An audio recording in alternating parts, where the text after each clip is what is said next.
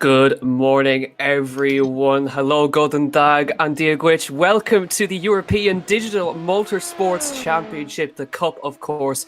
It is an honour to be joining you this morning for the inaugural European Digital Motorsports Cup, a collaboration between the 6 ASNs, of course, the motorsport associations of each respective country, and we are going to be putting 6 European nations up against each other on track here in Spa and the LMP2, the Dallara P217, and I'm delighted to be with you here on the Digital Motorsports YouTube channel. My name is Jack Cannan. Alongside me, as usual for the Digital Motorsports Championship, is Kevin Galvin. Kevin, it's something special today, an inaugural cup, country versus country. It's basically the World Cup of Motorsport. Yeah, and this is really groundbreaking territory we have here. So many other sports we see national championships and then international competition, but this is the first time we've seen a digital Cup of Nations. It's almost like it made me think of the A1 GP back in the day when they had the individual country teams all racing in the same car with the same setup as we have today. So it's purely down to driver talent. So it's really exciting to see the different motorsport bodies working together. It's a really good sign for the future. This is obviously our inaugural competition, but a sign, no doubt, of things to come. And hopefully, Jack, this will be something that we'll see more and more in the future of just, separate countries competing against each other and being able to see that European international flavour.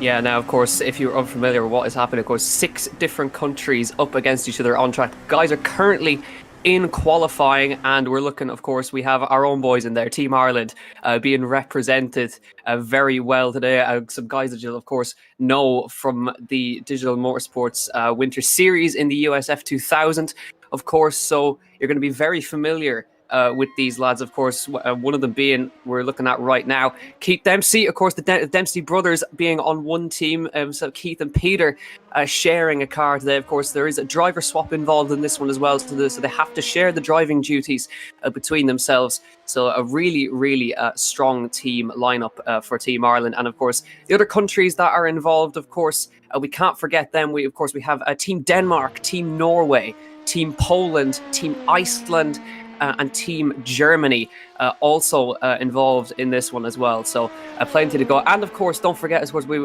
will be switching between our own broadcast and of course our friends over at racespot.tv. We'll be keeping an eye on everything that's going on over there as well, so we can keep you up to date with all the action. But right now, we have Germany, Team 1 on pole at the moment, Denmark, then Poland, and the highest placed Team Ireland car at the moment is P11, which is not bad at all. And we've been keeping an eye on qualifying and practice throughout the week, Kevin, and it's been super close. Yeah, as we always expect with these kind of competitions, we've seen it before in the IDMC, even recently, tenths and tenths of seconds.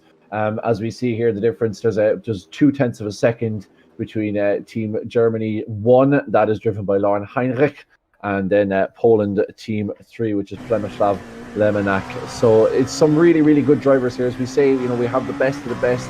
You might be familiar with some of the names we'll be calling out over the course of the afternoon, with just from real racing, never mind iRacing, but some massively talented guys. Like if I take you through just the top, let's say 5 here, iRacing, you're talking 8.5k, 7k, 9.3k, 7.6k and 6.7k. That's just the first 5 drivers. So it just gives you a flavour of how talented and experienced the guys we're expecting to see this afternoon in this inaugural European Digital Motorsports Cup of Nations.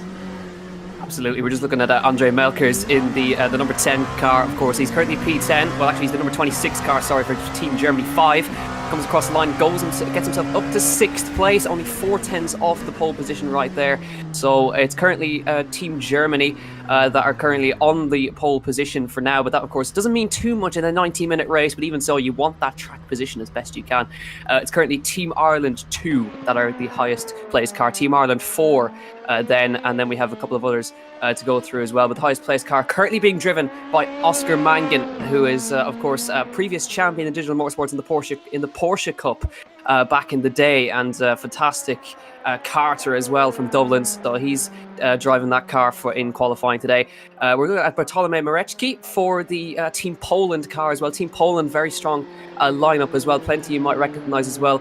But definitely one that you recognise if you watch the Porsche Esports Super Cup. The car in Team Norway 2, driven by Tommy Osgaard, who is, of course, driving in the Porsche Esports Super Cup. He's been there since the very start of it, and driver for VRS Coanda Simsport as well. So very strong lineup for Norway as well. Actually, funnily enough, Norway are taking up 7th, 8th, 9th and 10th. So they've taken up 2 rows of the grid all to themselves. And, of course, the overall winner of this race is the team that places the most overall points. Here's your teams, by the way, in case you missed it as well. It's there is Team 1 for Team Denmark, Anton Gulick and Lasse Bach in car number 1, Rasmus Busk and Lucas Daugaard in car number 2 for them.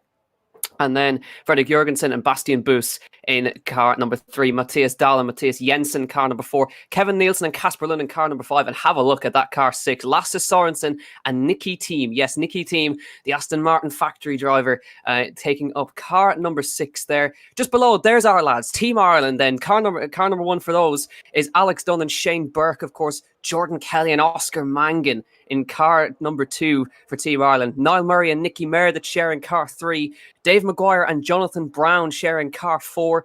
And then Brian McManus and Peter McCann in car 5. And Peter Dempsey and Keith Dempsey, the brothers, sharing car number 6. Then onto Team Germany, then is Lauren Heinrich and Kei Kashuba in car 1. Lucas Gabler and Luca Kita in car number 2. And now car number 3. Moritz Lerner and Marius Zug in car 3. Tim Heinemann and Jan Marshalkowski in car number 4. We've got some more. I'll just have to switch over to another dock to see the rest of them. It's Tim Heinemann, Jan Marshalkowski, Andre Melkers and Niklas Laubisch in car 5, and Mark Nürnberg and Max Riedmuller in car number 6.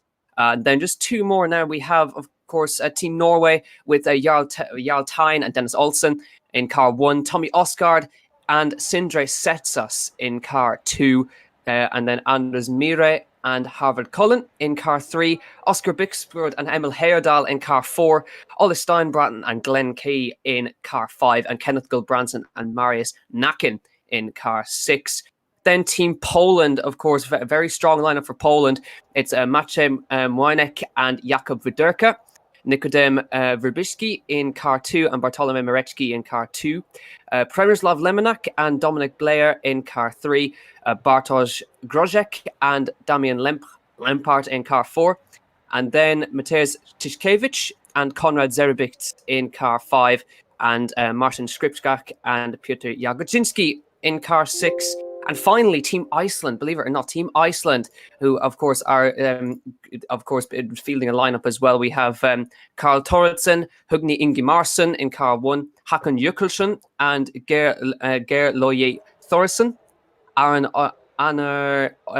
Christian Anna Christensen, and then Gunnar Karl Johannesson, Victor Elvarsson, and Hleinor Wilhelmsen, Gulfinur Thor Alvarsson, and then Snorre Thoralvarsson, and then Johan Ingi Thorvaldsson and Marino Haraldsson in car 6. Absolute mouthful, the Icelandic names, Kevin, but we'll do our best. But there's your lineup. That was, of course, the full teams for this race. 90-minute race coming up for you today. And then, of course, we have the team driver slots as well. There's Team Ireland, just to remind yourselves as well. But very strong lineup for Team Ireland there. But we'll have to try to see what's going to happen there. But yeah, very strong teams overall, Kevin. I'm sorry I didn't let you pronounce any of the names, but because I know you worked hard on the pronunciations. But yeah, definitely. But your grid is there and looking really good. Yeah, and we'll go through that as quickly as we can. We can give it to you afterwards anyway. Don't be overly worried about the graphic that you have in front of us, because this is, as we say, is a long race ahead of us. Yeah, really, really exciting here, and just great to see just the kind of the span of names in front of us. You know, you're talking about, we talk about our own IDMC and how proud we are of that. We're massively proud of it, but it's great to see these guys on the main stage. So Team Denmark 1 is Lasse Bak is actually in the car at the moment. Then we have Team Norway 3 in second place, which is Andres Mire. Wait, no, sorry, I'm all over the place. This is completely wrong. The live timing I have in front of me hasn't updated with who actually is in the qualifying places. So if we could run back to the qualifying places, that would be great, race director. And so we can go through the team. There you go. It's just as if it were magic. So Lasse Bak, Lauren Heinrich for Team Germany, 159.7. We know that sub 2 minute mark was something that those guys were massively chasing. Then Przemysław Lemenek for Poland, Lasse Bak for Denmark, and Tommy Ostgaard in Team Norway 2. Marcin Skripczak for Poland. And it just goes to see, like, Germany, Poland, Denmark, Norway, Poland, Germany, Norway. You know, Norway obviously locking out the 4th and 5th row of the grid. And then you look down at number 12, Oscar Mangan. 7K I-rated Oscar Mangan, one of the best I-racing competitors in Ireland, and a man who, like, as we say, they had a bit of a practice race this morning. It wasn't exactly the cleanest, so we'll see how these guys get on in these LMP2 categories. A lot of these guys are used to racing open wheel and GT cars. Not a huge amount of LMP2 specialists, although, Jack, I know you've been commentating on one or two of the Polish guys who have been racing in the recent Apex Racing League Prototype Championship, so they'll have a bit of experience in the LMP2s. But it'd be interesting to see how these guys tame this Dallara LMP2 car. Absolutely, yeah, familiar with Maciej Mlinek, of course, in the Team Poland 1 car. He's a ARL Prototypes driver as well. But Dave Maguire sitting 14th for Team Ireland 4, and then you can see Alex Dunn in the 20th spot with Nicky Meredith and Brian McManus just behind there. So the Irish lads all together, and then you can see Keith Dempsey down in 25th spot. Now, just a couple of others as now, but we are now rolling off the grid for this one. So really looking forward to seeing how this is going to go. This is historic, ladies and gentlemen. On Mother's Day, of course. Happy Mother's Day to all the mothers out there, and thanks for letting all these lads race. So I'm sure they're all in the good books, or they did something good this morning to allow them to race. But so at the back, of course, Casper Lund for Team Denmark, but it's Team Germany at the head of the field here in the European Digital Motorsports Cup. 90 minutes of racing coming up for you today. Here we go. It is going to be brilliant as they roll up towards Blanchimont now, through Blanchimont, and looking forward to this. But it's mostly now Team Norway and Team Germany at the head of the field, Team Poland. But right now we have our lads in the top 20. Oscar Mangan in P12. And of course, it's the team that scores the most overall points that will take this win. So here we go, rolling up to the bus stop chicane. Shots here, courtesy of Racebot.tv, our friends over there. Here we go for the European Digital Motorsports Cup. Rolling to the line here, it is Team Germany who takes the flag, and the green flag will wave here in Spa, and they will begin this wonderful race around Spa for the first time. It's a formation lap. I didn't know that. Nobody told me it was a formation lap. Great. So you have to wait a little bit longer. Sorry, guys. Yeah, that is what happens when there isn't huge notification. I think one of the Irish cars wasn't entirely sure it was a formation lap. Now we're green, I think. Now we're rolling and we're green and we're racing. So obviously just a formation through La Source, and now we go barreling up through Eau Rouge, and there's already been a massive contact. Oh my God. Involved in that. Somebody making it through there, however. I think it's Oscar Mangan making it through there, but the absolute carnage going up and somersaulting there. That's not what you want to see. Oh dear, that is Jack. That is quite a scene. Oh God, that is multiple cars. We got one of the Irish lads getting through there, but that was a huge crash we just seen at the top of Eau Rouge. Multiple cars involved in that one, but we've seen some of the Team Ireland guys get through, but Team Germany losing the lead there to one of the cars there. Of course, we're just rolling through the number 1 car. Lasse Bak in the Denmark car. Yeah, so Team Denmark now lead this. Germany second, and just in behind them, I believe, is Team Poland just behind. So it's they've got away cleanly. But one of the biggest crashes I've seen of the top of Eau Rouge and Radion right there. But Denmark, Germany, Poland, you're 1, 2, and 3 at the moment. But to all those who made it through, fair play for getting through that one. Massive, massive crash. And we'll see what happens in due course. There's still 90 minutes to go, Kevin. Yeah, absolutely. Very long race to go. And it'll be interesting to see what kind of repairs these guys have. That whole formation through La Source meant that they were 2x2. They were going to be 2x2 going up, and nobody was going to give an inch early on, because even though this is of course, an endurance race. Just plain speed of these guys and the guaranteed, obviously, they talk in real life racing about the guaranteed reliability of the car as well. In iRacing, it is very much guaranteed reliability. You're not going to have an engine failure. You're not going to have a tire blowout all of a sudden. So it's all about trying to gain those early places because these guys are so consistent. It's not just that they're quick, but they're so consistent lap per lap per lap that even over 2 hours, it makes it very, very difficult. So nobody giving an inch. Lauren Heinrich already losing P1 there to Lasse Bach in the Team Denmark 1 car. Then Flemish Lab, Marek Lemenek. We just see there, that's the Team Germany number 15 car going up and over the hill. And I'm trying to see who that Irish car is involved there. That's number 17. That is the Team Ireland 1 car of Alex Dunn was involved in that one early on. But just an absolute carnage from that point. Really, you had cars barreling up, and there's just nowhere to go really at that point, Jack, is there? No, there really isn't. And you can see most of Team Iceland caught up with that. But now here's the official rundown after lap number 1. It's Lasse Bach with Heinrich, Lemenek and Setsas.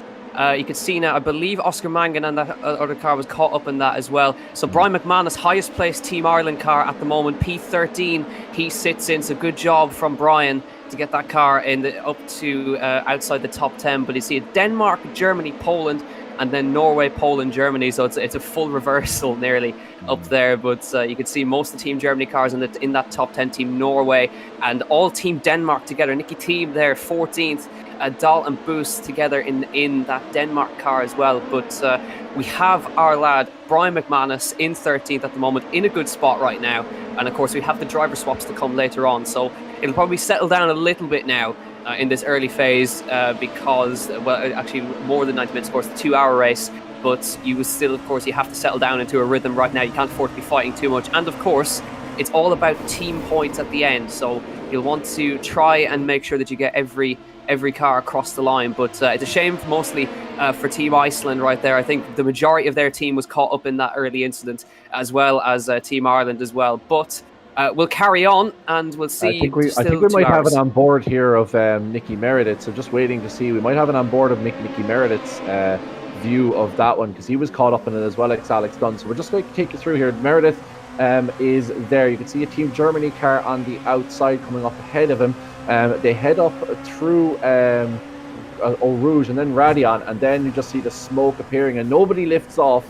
That's, I think, it looks like Alex Dunn potentially, who is up on top there, being riding on top of somebody else. But from Rare, really, there's just, and the new smoke effects, of course, in iRacing makes it even more difficult to see when there is an accident. So this is on board with Ole Steingarten, the Team Norway car number 37. He has another Norwegian car and it's outside. Oh, that's turn. That's Iceland, I think, turned. And then, it's just carnage. It's just once cars begin to fold, that's the end of it. It was actually Dave Maguire, unfortunately, that car number 4 that was caught up in that as well. So no less than 3 Irish guys caught up in that. But as we say, Brian McManus running 13 in behind Nicky Team. A lot of poles, and I suppose that's the thing about it, Jack, isn't it? That, like, once you're up the front of the field, you get a good qualification and then you protect yourself. You're protecting yourself from those incidents further on back down the field. Yeah, you certainly are. I was just seeing that replay of Ole Steinbart, and believe it or not, Kevin, it was even worse. He took out his teammate. So that was a Team Norway car that he unfortunately went into up of Eau Rouge as well. It was just a shame for Nicky. He actually managed to avoid the crash, but I think he just got collected in the rear. And he has to limp back to pit lane. We're now on board with Matthias Dahl, and that in front of them is Team Ireland. Brian McManus in the head of the field of the Team Ireland, and he's right now in a Denmark sandwich. He's completely in the middle of a load of a Team Denmark cars. He's got Team Denmark 4 about to maybe take an overtake here down towards Blanchemont. Outside line for Matthias Dahl on Brian McManus. Brian's going to give him a squeeze here. Contact, is he out? Is Brian McManus? Has there been contact? Yes, there has. Brian McManus, big accident in Blanchemont, and that was absolutely no fault of his own right there, and that is such a shame. Team Ireland have just been completely wiped out of this one in the early phase of the race. Might have to have a look at that one again, but that's such a shame for Brian. Yeah, massive shame. That was a pretty risky move there by Dahl coming up behind him. McManus trying to take the outside line. Not sure if there was netcode there or not. It's hard to see from that view. We should have an onboard of Brian McManus soon enough as we get down there. But we just see there, we'll see it now. Yeah, that's contact there, and that's just like, obviously we're going to be biased here, but I mean, what can Brian McManus possibly do there? He's You have to give drivers enough room. He wasn't side by side alongside him. He just tagged him in the there's an there is no net code code. involved. Yeah, There net is net code. code involved. But still, you just so frustrating for Brian because he did nothing wrong. He held the inside line, gave him plenty of room. We'll keep an eye. I have the live penalties chat coming up in front of me, so we'll keep an eye if there's any resulting thing from that. We should have an even better angle for you soon enough from that incident with Brian. But we keep back to the action, and we have a new Lasse back still in the lead here with an hour 52. But Jack, less than 10 minutes in, plenty of incidents in this one. Yeah, absolutely. So it's Team Denmark leading this one, and the rest of their cars are 12th, 13th, 14th, and 15th. So they're in a good spot right now, Team Denmark. They have, I believe, the most cars inside that top 20. So right now they're on a good course at the moment. Team Germany currently sitting 2nd, 6th, and 8th at the moment, and then you have Norway in 4th, 11th, 4th, 11th, and 7th at the moment. Kenneth Branson in P7 at the moment, but it's kind of settled down kind of at the front. Nobody's going for any overtakes. Lasse back kind of just leading the field. Heinrich happy enough to sit behind. Lemonek sitting in behind there in third. Sindre Setsas though looking pretty racy in the Team Norway car. But we go back to the front now. You can see Heinrich thinking about a move there, but he's happy enough to sit in the slipstream at the front in the Team Denmark 1 car. We might actually be able to have a look from Brian's car in just a moment's time to see the incident. Here we are. We're now going to ride on board with Brian McManus. This is his view of what happened in that incident. Of course, we'll have a look at that in a moment. But you can see now Heinrich in Team Germany trying now. He's getting a great run towards Eau Rouge, up Radion. And now, with down the Kemmel Straight, could Team Germany possibly take the lead here in the Digital Motorsports Cup, the Race of Nations here, European Digital Motorsports Championship? Getting very close to the back of him, lasted back to the inside line, and I don't know if he's going to go for a move here. He thinks about it, looks to the inside of Lecom, but not going to go for an overtake. Germany going to make a move in the background, though. Melkers goes past Team Poland, and that is 2 Team Germany cars in the top 10. There was something being investigated there, Kevin. I'm not sure if you caught it, but there was definitely Team Norway under investigation. That was the team number 33, Team Norway 4 car, which kind of led to the whole carnage at the beginning. It was declared a race incident that Team 33 lost control going up over Radion and then collected cars behind them. But it is a race incident, no penalty for either of the Norway cars, as if taking out your teammate wasn't penalty enough. Yeah, it certainly is. But you can see there, just in the bottom of the graphic there, Team Ireland still running around, so they're all together on track right now. So they will get back out onto the circuit. They are running back around on the circuit as well. I think the next highest placed car at the moment for Team Ireland at least is the car with Keith Dempsey, Peter Dempsey in it. So they're still running around at the moment. On board with Kenneth Branson, Team Norway 6 at the moment. He is trying to get himself from, but now we're going to see the crash from Brian McManus' perspective. He's driving along, minding his own business, and there you go, into the wall. You can see the rear end getting lifted up in by him, and there's absolutely nothing he could have done about that. And even better that he managed to keep it on the grass as well and didn't come back onto the circuit and wipe out another car. But it's just a shame for Brian. They're running so well, and no fault of his own there, unfortunately. But you can see now Team Norway begin to put an attack on. Sindre Setsas sits 4th at the moment. Kenneth Branson sitting in 7th. But it's so close. Look at that train. Yeah, very, very, very close indeed. Such a shame for Brian McManus. As you say, just to give you a rundown of how we're doing thus far, Team Ireland. So we have Team Ireland 6 is the leading Irish car at the moment in 19th place. That's driven by Keith Dempsey. Then in 21st place, we have Dave Maguire. 22nd, we have Oscar Mangan. 23rd, Alex Dunn. And 24th, Brian McManus. That's the Irish train you were talking about. Just one car has retired thus far. That is a Team Denmark car. That's the Team Denmark car number 5 of Kevin Nielsen. And then obviously for Ireland as well, we have team number 3, which is Nicky Meredith. He was caught up in that initial one. And there's a penalty for an Irish car here for number 3. That is Keith Dempsey. He's been given a drive-through for an unsafe re-entry. Now, I'll be interested to see if there's something being given to should I say Matthias Dahl for what he did to Brian McManus, because I'm not entirely sure whether that's correct. We'll have to check it through. Peter Dempsey's just asking here on the live penalty channel, so we'll keep an eye on that for you. But at the moment, number 3, Keith and Peter Dempsey have a drive-through. I'm not sure if that was mixed up with Brian McManus, but we'll be interested to see whether that incident involving McManus has a penalty for the Danish car. Yeah, absolutely. We see we have, of course, the Discord channel up right now. You see, we have Peter Dempsey questioning the penalty as well, but we'll have to see some kind of unsafe rejoin is apparently the penalty, hitting car number 36. Can't quite see which car number 36 is, but now keep an eye on the action up here. We have, of course, Heinrich trying to think about a move, but he's backing off each time. He's happy to sit behind and just let Lasse back tow everyone around as well. They've got to think about the long game here. There's still an hour and 48 minutes of racing around here, and they're actually beginning to catch up to some lap traffic. That is Team Iceland, where they're catching up to now. Of course, all those cars that were caught up in the earlier incident. There's a move there. That's Kenneth Gulbrandsen going up the inside of Team Poland. That'd be a Skripczak, who's just now going to go side by side up towards Eau Rouge and Radion. It's going to be seen who's going to blink first. Team Norway on the outside, Poland on the inside. Are they going to go side by side up Eau Rouge? They are. There's going to be contact again. Round goes Team Poland into the wall. And that is absolutely a mirror image of what we saw on lap 1, Kevin. Team Poland getting punted into the wall. Yeah, except this time it's Poland and not Norway, and Skripczak's gone straight back to the pits. He's not even going to attempt to try and nurse that car around. No update yet on the Peter Dempsey situation. He's asked in live penalties, he's had his message deleted, and he's asked again in the text chat, so we'll just keep an eye on it for you. Such a pity for Skripczak, of course. He's such a wily competitor, has had a massive catalog of wins on R Factor 2, and interestingly, race 07, which was the official game of the World Touring Car Championships, that was on simracing.pl.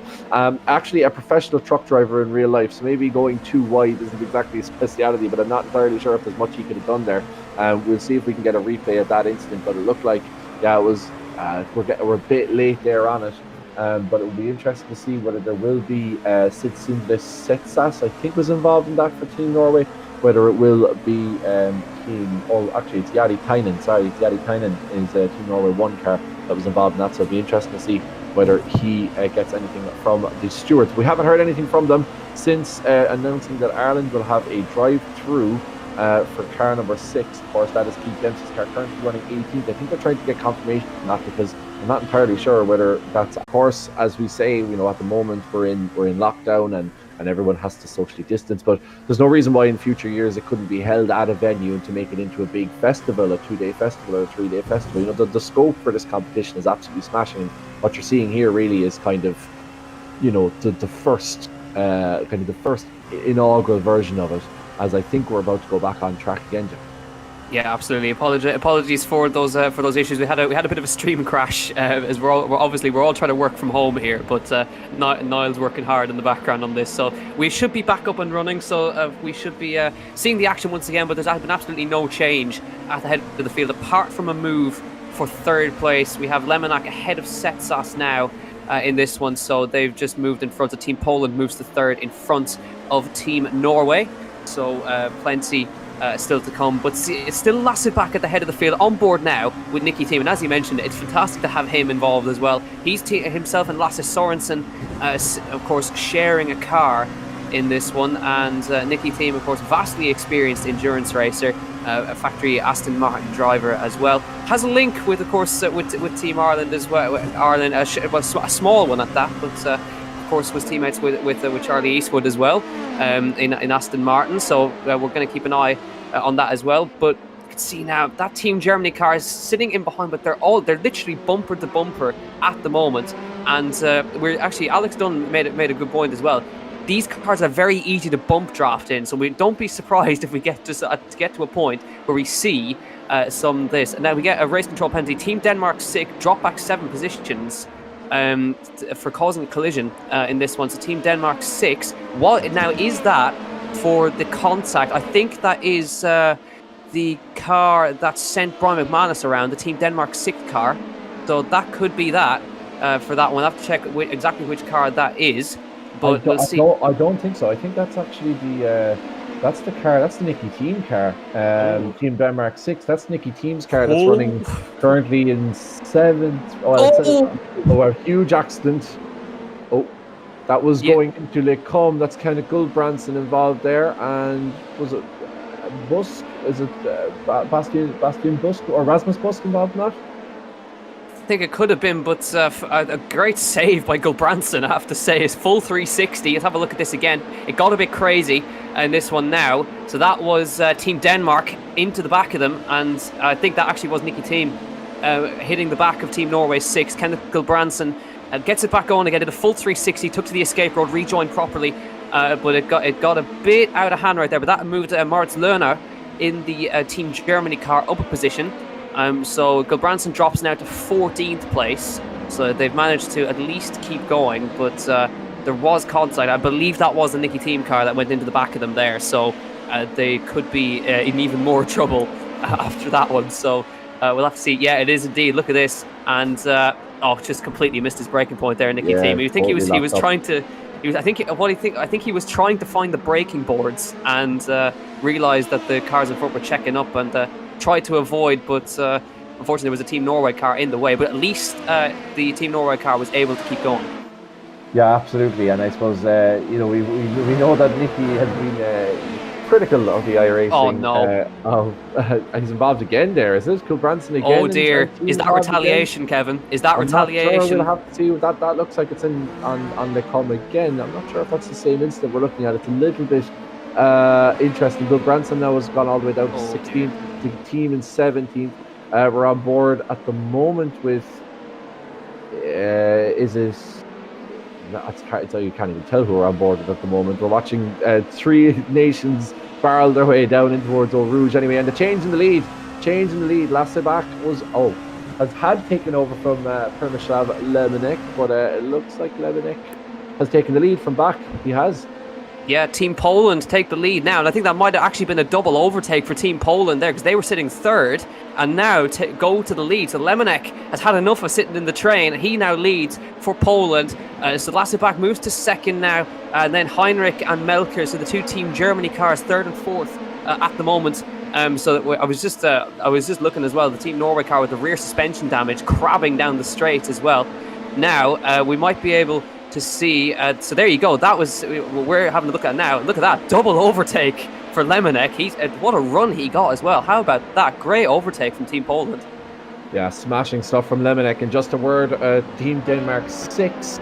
I think that is the car that was wrapped up in that incident. I'm trying to see exactly who it is. Going down through my list.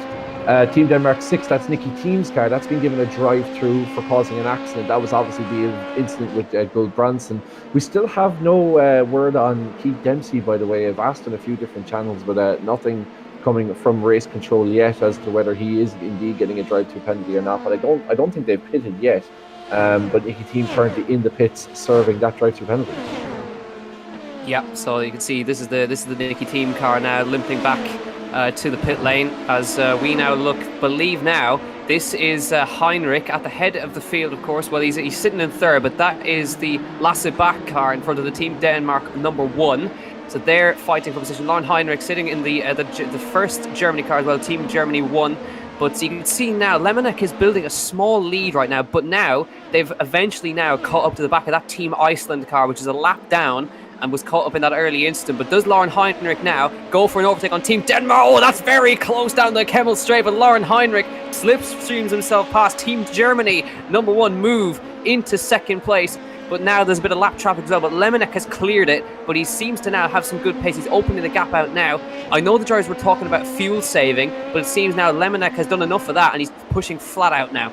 Yeah, absolutely flat out, and it seems like that is the real the place to get the overtake done, to get a good run out of the source, keep the foot stuck well in going up and over the hill, and if you keep that P217 in check, you have a great chance of getting a run on whoever's in front of you and getting that move done inside the come. It was actually pretty simple really in the end, isn't it, to get that move done by Melchers, but we're going to go on board now, I think, with Nicky Meredith in the Irish team, see how he's getting on. Currently running P25 now, Nicky Meredith.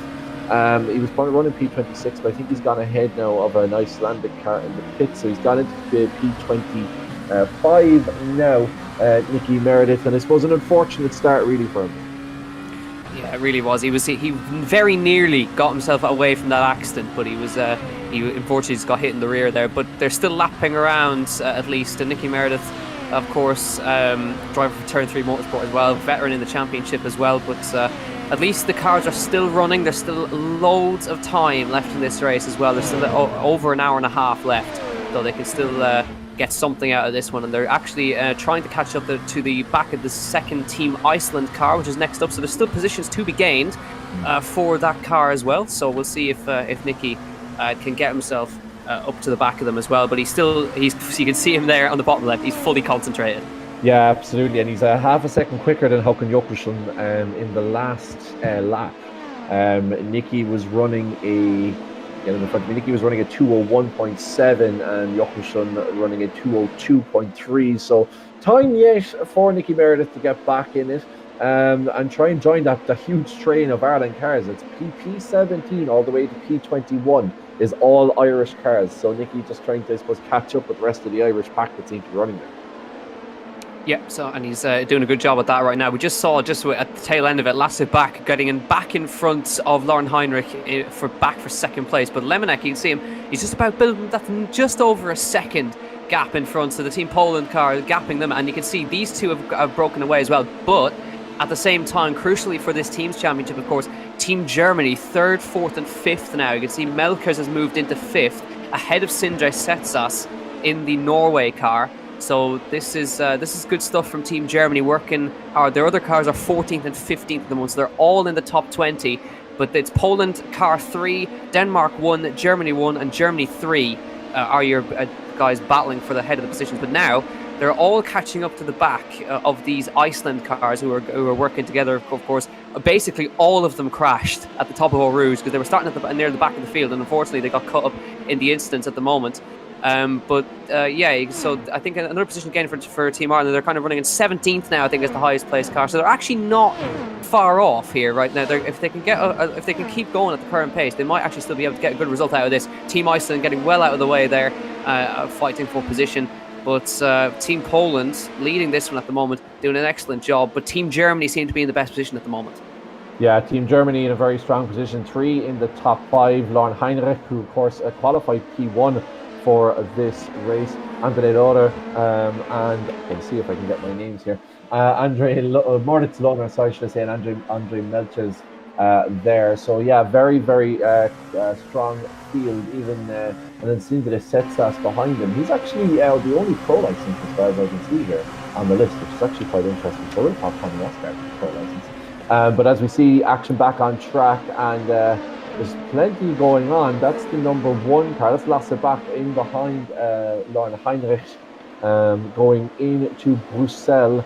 And it's with an hour and a half left. We're only a quarter of the way, or approaching a quarter of the way into this race. So as you say, Jack, still plenty of time for the Irish guys. Keith Dempsey's gone back into the pits there. I just noticed. I'm not sure what that's about. Dave Maguire in 17th leading an Irish pack, and I suppose an opportunity for the guys now to kind of work together. And to see if they can kind of form a pack. Maybe, as you say, that pump drafting might come back into it, and they might start making up races. Oscar Bixrud, Jan Marszałkowski, Luka Kita, and Bartłomiej Milecki, and the next cars ahead of them. So not a huge amount off top 10 if they can take it.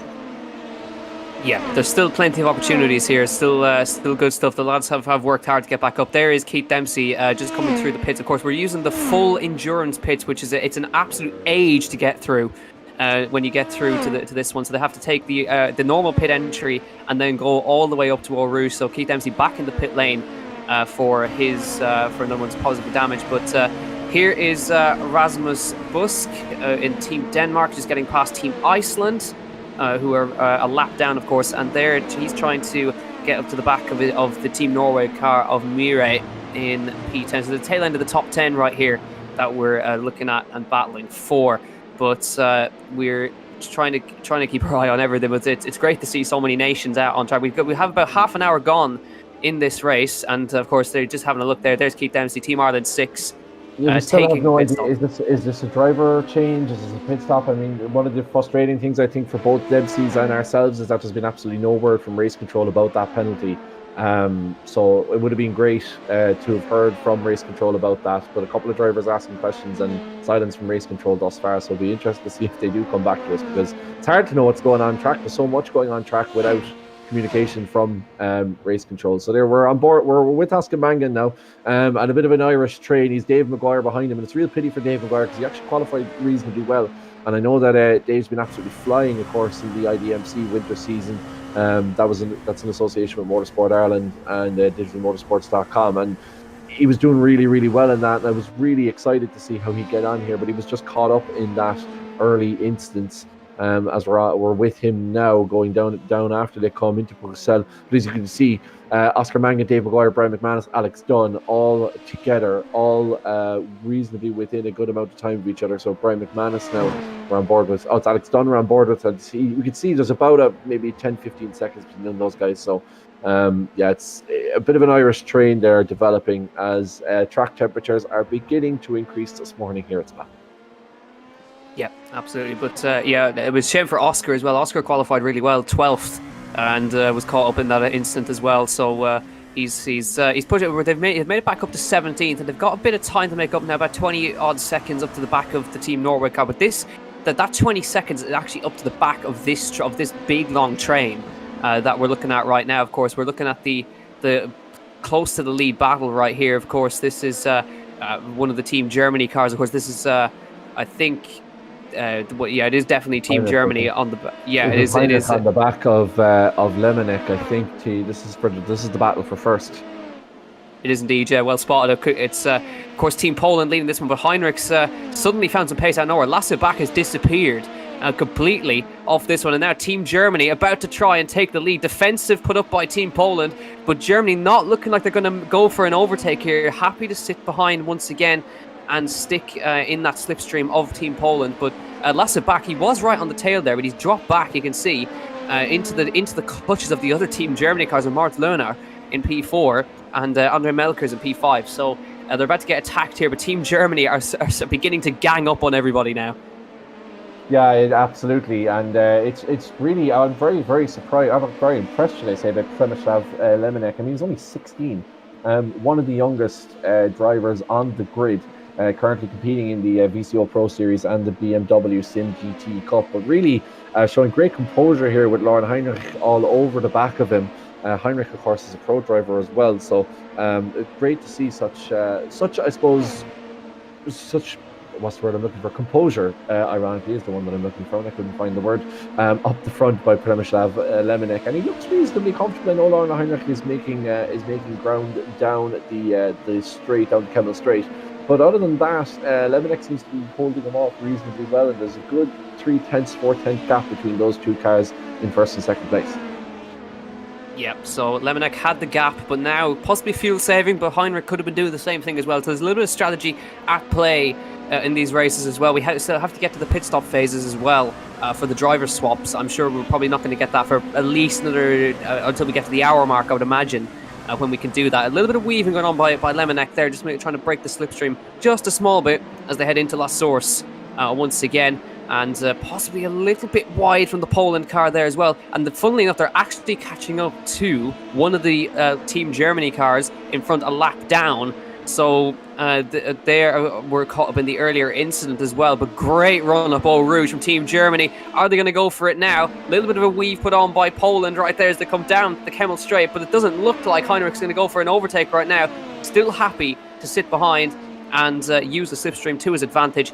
And he's obviously picking his overtake very, very smartly here. He doesn't want to go for it and doesn't want to end up in a side-by-side battle, because a side-by-side battle will cost you so much time.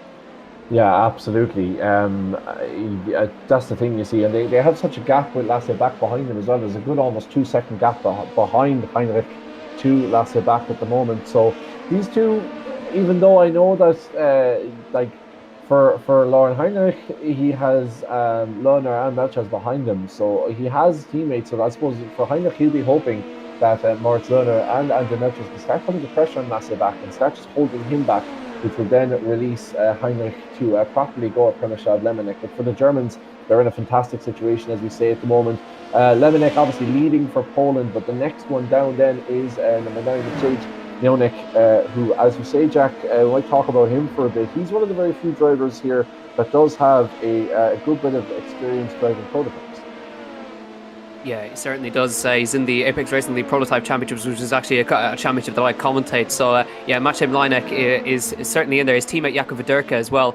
They both race in that championship. They're rivals in that one. They are teammates, but they drive different cars. And they were, of course, competing. One of the rounds, actually, funnily enough, was Spa. So they know this track inside out.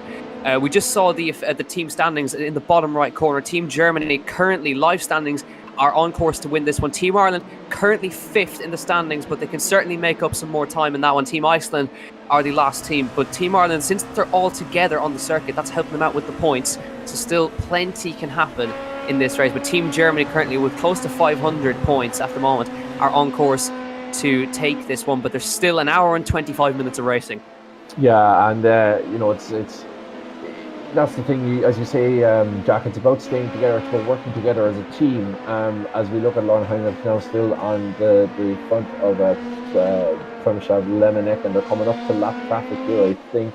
It looks like, but yeah, it's about not doing what the Iceland or the Norwegians did and crash into a teammate. Really, at this point, it's about making sure that you guys all stay as high up the standings as you can. And it's a bit of a change for a lot of the Irish guys to be driving together. So used to competing against each other, driving against each other for the IDMC championship. But it'll be interesting to see now how they cooperate, what they can do with this LMP2 car to get themselves further up the standings. Dave McGuire has gone into the pits there, and so he's dropping down the order a small bit. He's currently P19, but he should be overtaken by Alex Dunn. So we need to see if there's any driver changes. I don't think we've had a driver change thus far, if I'm right in saying. We haven't even had our first round of pit stops yet, but we expect those to come very, very short. Yeah, we're looking at a 3-stop race here, so it can either be that the driver can do a double stint or they can do a driver swap each time. But of course, the driver swap is an extra 15 seconds, so you've got to make that. You got to make that choice. Whether you want to change or you want to carry on for a double stint. I'm sure we're going to see plenty of double stints for these guys, but they have to run both drivers at some point. They can't just do that. But we're looking now. This is Team Poland on board with Maciej Mlinek in P9. He's chasing after the Team Norway cars, Sindre Setat and Jarl Tain in that position. As I think we had Team Denmark just come into the pit lane there. Busk, I think, just came in. Team Norway 6, stop and go, second instant.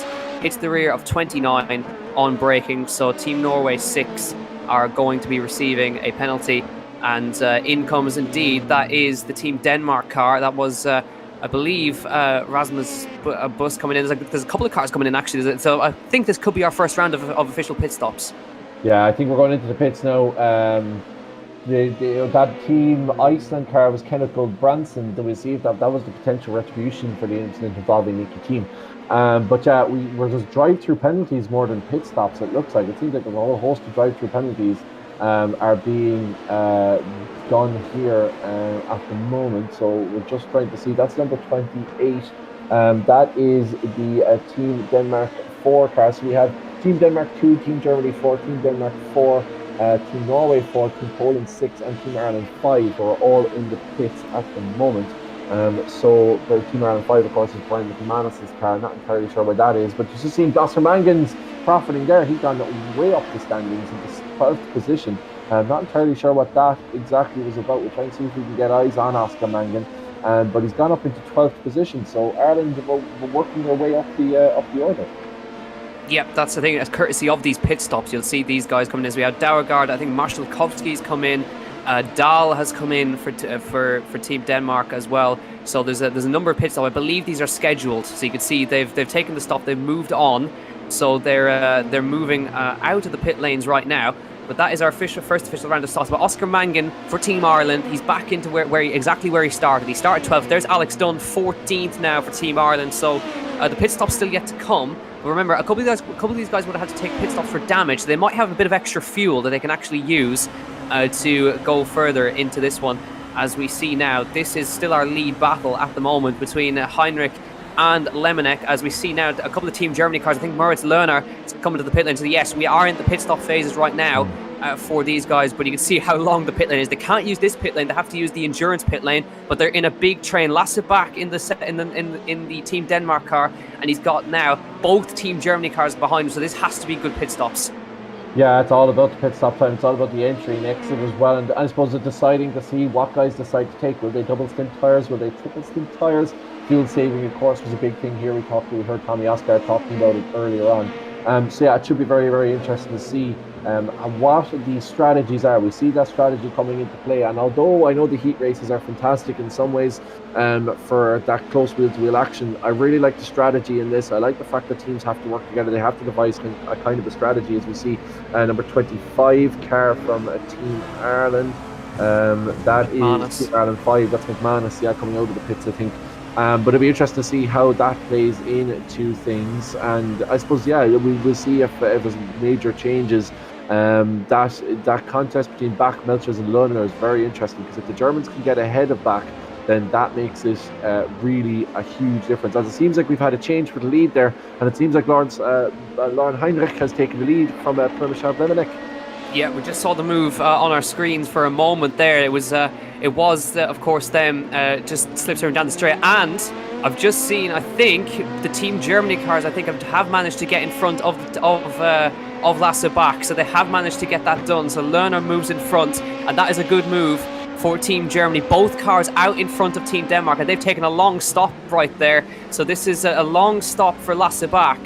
And this could potentially be a driver swap with the extra time. So Lasse Bach could be swapping out of that car to allow his teammate to get in, because it is an extra 15 seconds in that one. But of course now, we've had Oscar Mangan pit, and as a result of the pit stops, Alex Dunn is in the top 10. So we have a car in the top 10 at the moment, but it was just a long stop. Lasse Bach still in the car, so not a good stop for Team Denmark. Yeah, not entirely sure what happened there with Bach. Did they change tyres, or did they add extra fuel? I'm not entirely sure what is after happening, but yeah, I think that that 10th position for Alex Dunn is only temporary. I don't think they've pitted. Oh, they have pitted, actually. They have pitted. My apologies. So Alex Dunn running P10 after the pit stop. Yeah, I think they had to take an extra pit stop for damage, but I think they were able to take fuel on that, so they're kind of out of sync, but they are running in the top 10 now, as our leaders have pitted. Lauren Heinrich, and Przemysław Lemonek coming in nose to tail. So this is going to be our pit stop battle of the day. But you can see bottom right corner, these are the guys we're watching. Team Germany of Moritz Lerner and Andre Melkers. We're keeping an eye on what the gap is going to be when they come out. And I think it's a driver swap for Team Poland. See, Blair has got in the car, so they've decided to swap the drivers out. So Team Poland swapping in, and Tommy Osgaard swapping in for Team Norway. So this is going to be interesting now. So the driver swaps for Team Norway and for Team Poland, but Lauren Heinrich staying in the car for Team Germany.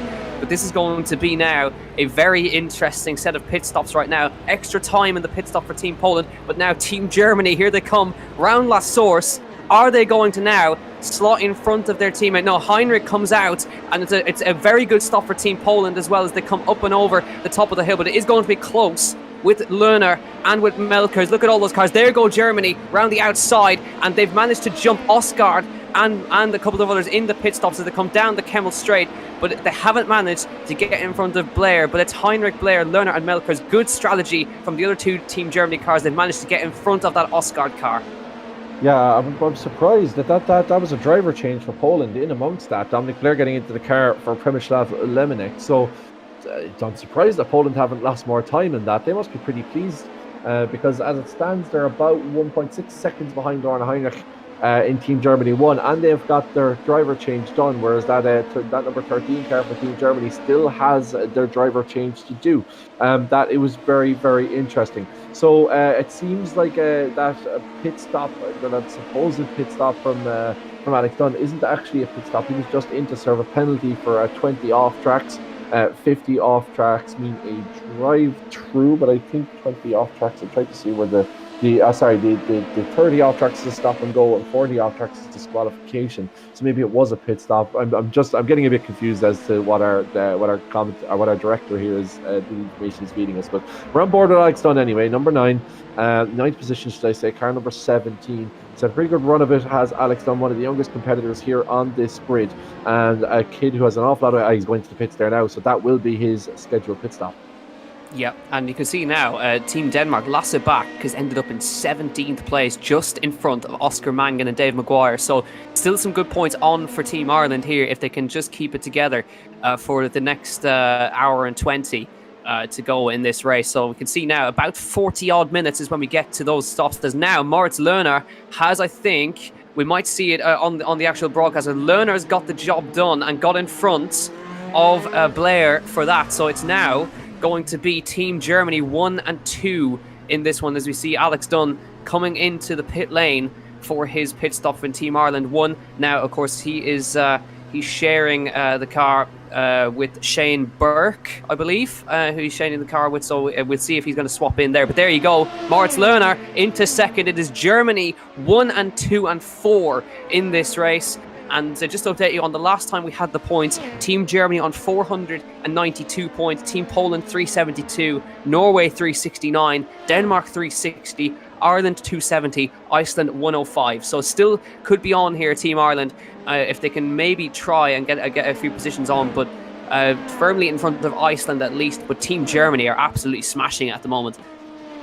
Yeah, very unfortunate just that Ireland was caught up in all that first corner incidents, and Team Germany, as a result of their good qualifying, escaped a lot of that trauma. So it just goes to show you how much of a difference that makes. Team Poland's still in it though, however. They do have 2 cars running in the top 6, and then you have down to 13th for Bartłomiej Miodecki. So he could still make up some places ahead of Luka Kita.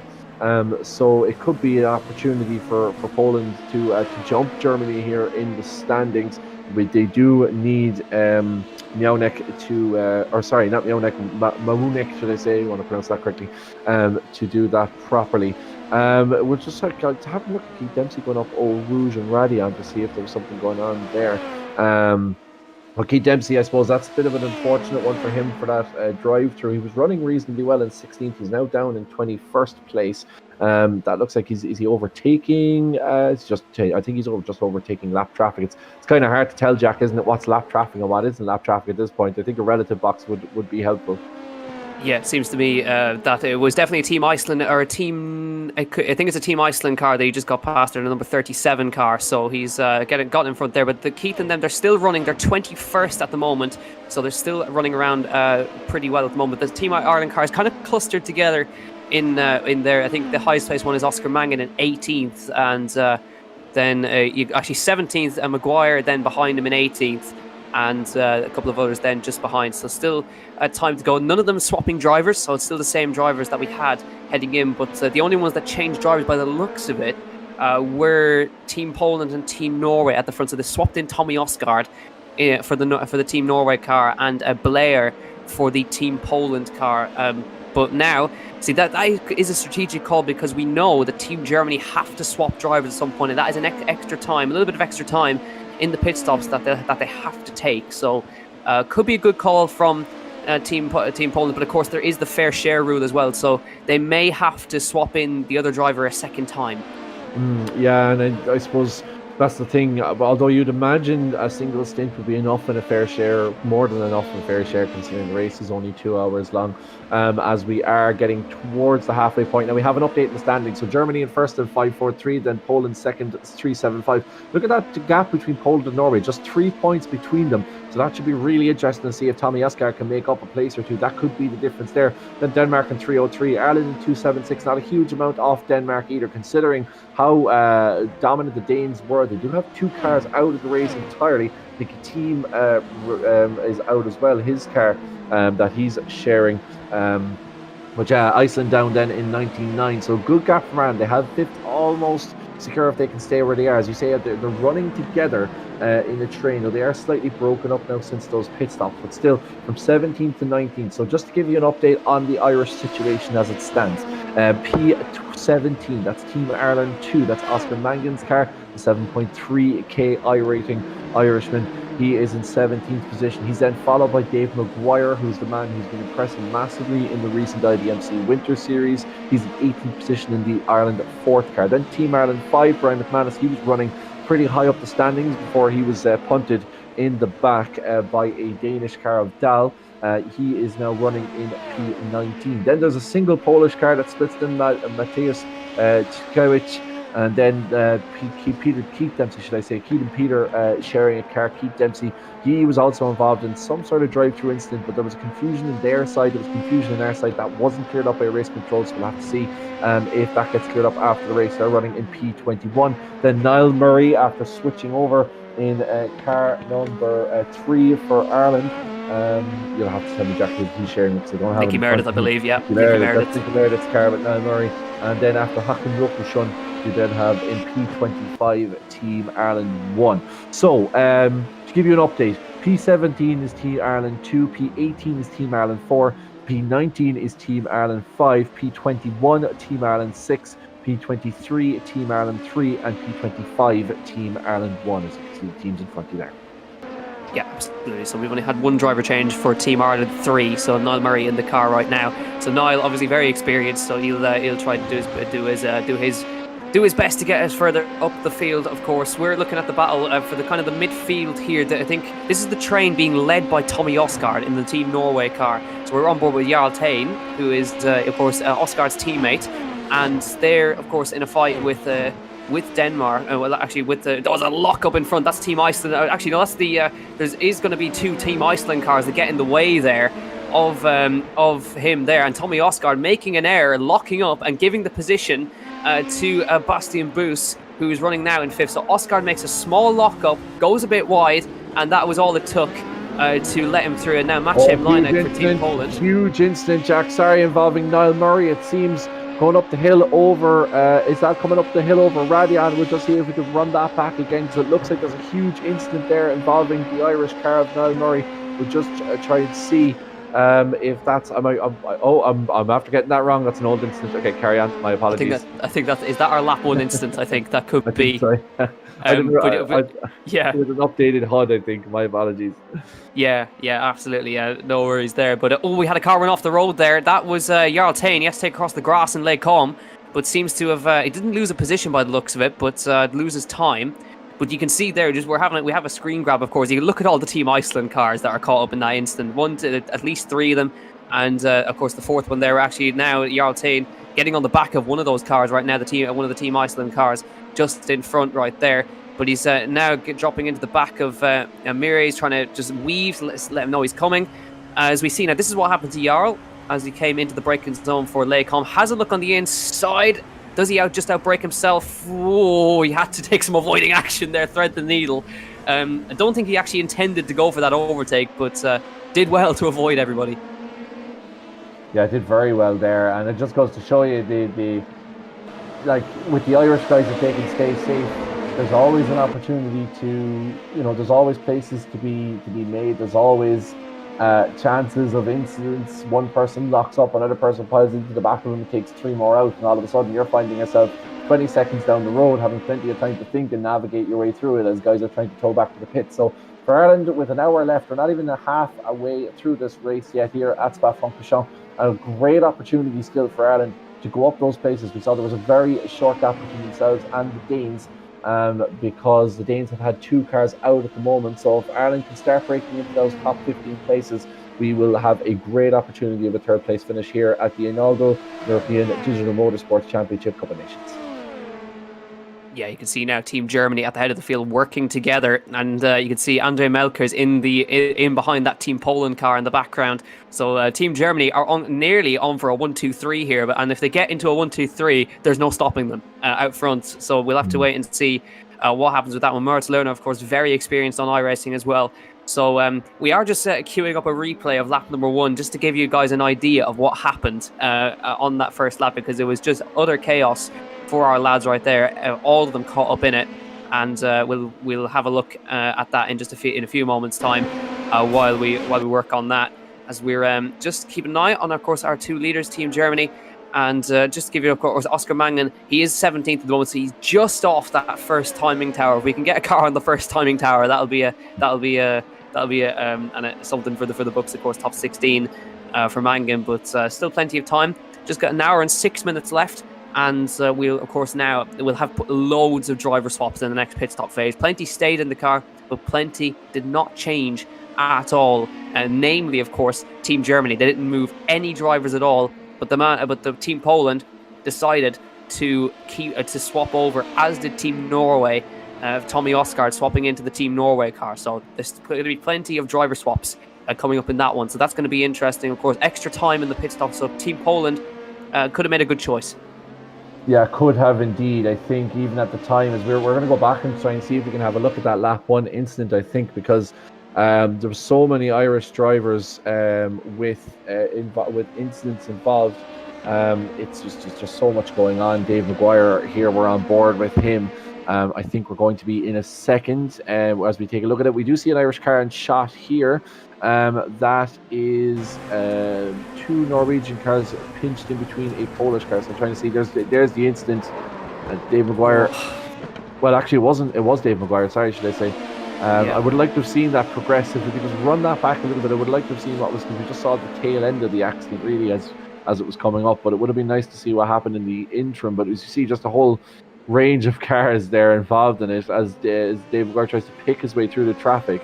But there's cars there's three wide cars all reversed right across the track, so there's nowhere for anyone to go, and then you're losing massive time down the straight. I think potentially full course yellows. I don't know, Jack. What do you make of it? I personally think having having them go formation through La Source and then releasing them in towards Eau Rouge was really only going to lead to one thing, especially when you didn't have a full course yellow involved. Yeah, that's why I kind of got mixed up with formation lap. I thought they were going to go go racing down towards La Source, because it's unusual for them to use the run up to Eau Rouge for that one, because at least La Source would be able to sort them out into single file once you go through there. But each to their own. We don't know. But Team Ireland right now, we have a car that's just getting through. There's the number 7 car that's just in front. Right there. Yeah, it is Niall Murray who's just in front right there. So he'll be getting blue flags to get himself out of the way of these the Team Denmark, Team Norway battle right now. This is Bastian Buus, Tommy Osgaard battle that he's in the middle of. So he has been passed by the leaders already. So he's just getting in there, but he is getting at least some airtime on the broadcast at least. It's not giving it up easy. He's certainly not. No, he's not. He's certainly not making it easy for them. No, absolutely not. He isn't. As we continue to go around, of course, into Paul Frere, but he's at least. I'm not sure what the rule is on blue flags, but I think it's up to the cars behind to make their way through. As well, but he is helping out the Team Norway car and the Team Poland car behind to get a run as well. But I think best place for these guys to overtake is, of course, down the Kemmel Straight. It loses them all minimal time, but he's also helping out as well the Bastian Buus car as well as they come up through here. That's to make their way through, I think, cleanly. Osgaard gets past, Bastian Buus gets past, Murray moves over and lets them through as they battle it out really hard here. Bastian Buus trying to get past Tommy Osgaard as well, as Maciej Mlinek has a little look up the inside, but he can't get past that Team Denmark car. But that helped that Tommy Osgaard to get past. Yeah, Maciej Mlinek was being very, very happy with that, because that incident involving Buus and Osgaard with Niall Murray allowed Mlinek to get back in there and try and bring that gap down. So a pity to see that we're not seeing Niall battle for this on track in those places. But as we say for Ireland, they are consistent. There was a text put into the chat that they're apparently the only team that still have all of their cars still running, but I'm not entirely sure if that's totally correct. But it's certainly a consistent effort from Ireland, and as you say, it's a team effort. It's a chance to get as many points on the board as you possibly can. So there's no point having, for example, somebody running out in second place and then having the rest of your cars way back down the field. So for Ireland, just moving up, you got to take advantage of the opportunities that present themselves. There's still an hour left in this race, so plenty of time for Ireland to get themselves forward. Yeah, absolutely, and I think that is true. That our Team Ireland is the only team with all cars still running. I think at least all the other teams have at least one car that is out of the race. I think Team Denmark are missing a car. Team Poland are missing a car. Team Iceland are definitely missing at least one car. So I think Team Ireland they're still running around, which is the big thing. You've got to keep yourself in the race to keep yourself in the hunt for points. So Team Ireland's still running. Mangan, Maguire, and McManus and Dempsey, Murray and Dunn, they're all still running at this moment in time, all kind of together on track as well. As now Bastian Buus, does he go for an Osgaard this time? He's keeping in the slipstream, but you can see him kind of lifting off a little bit there as they come down the Kemmel Straight. Osgaard really defensive, and look at that, there's the bump drafting I was talking about in these LMP2s, pushing themselves down the Kemmel Straight, and no move being put on by Bastian Buus, but that's exactly what we were talking about, the bump drafting starting to take its effect. Yeah, and down that Kemmel Straight, it seems like a massively, this huge amount, it seems, of bump drafting available there. Huge amount to draft, a great opportunity to make up places there if you're within the second of the car in front of you.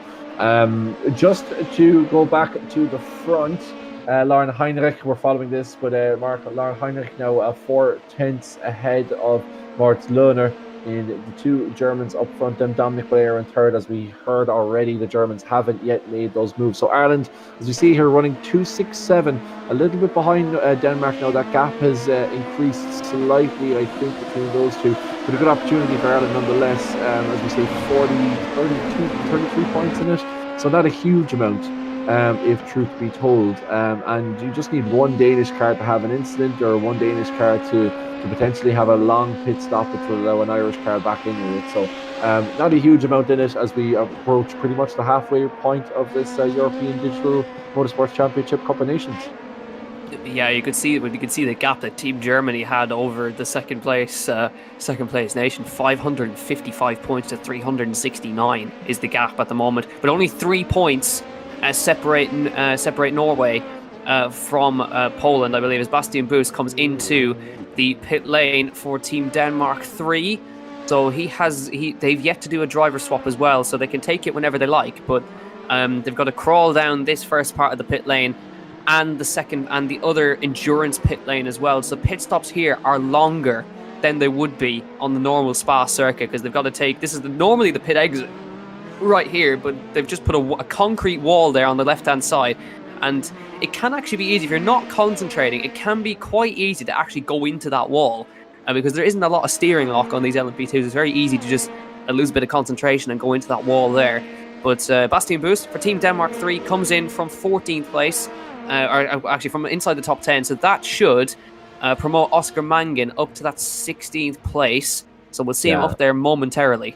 And that's another opportunity for Ireland to gain places. Just going back to that lap 1 incident, we know that our race director's been working hard on this to see what exactly happened. And we're on board now with Oscar Bixrud. I think he's Team Norway car. So he was going up the hill. He was spun. And then once he hit the barrier, he came back out across track. That's so much happening. I can't possibly keep an eye. I was trying to keep an eye on the Irish cars to see exactly what happened. But we're on board with Bixrud, where the original contact took place between him and another Norwegian competitor.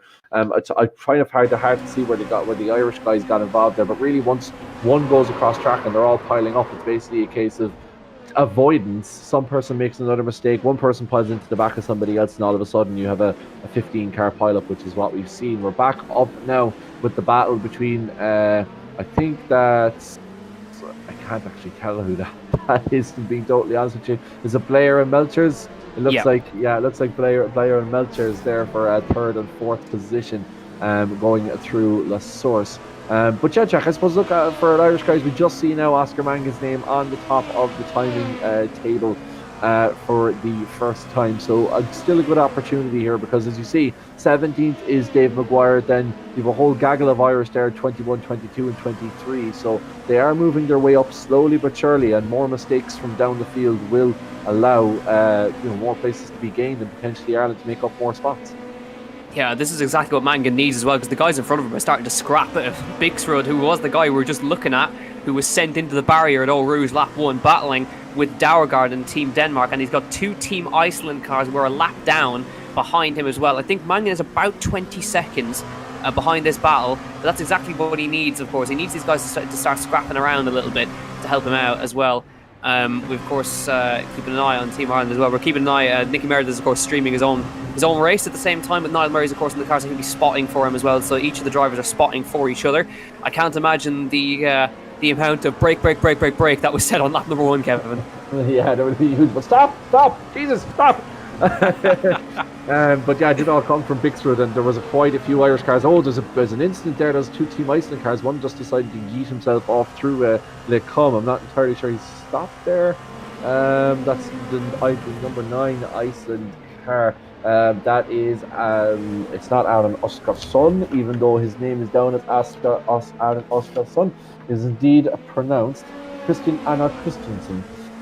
who is there. So yeah, we will interesting to see when what comes out of that, because that Bixford incident, even though it was declared no penalty, it was him that lost it, and that did cause that concertina effect on lap one. And such a pity, I suppose, for that to happen on lap one as well. But as we say, kind of a consequence really of how the race start was handled.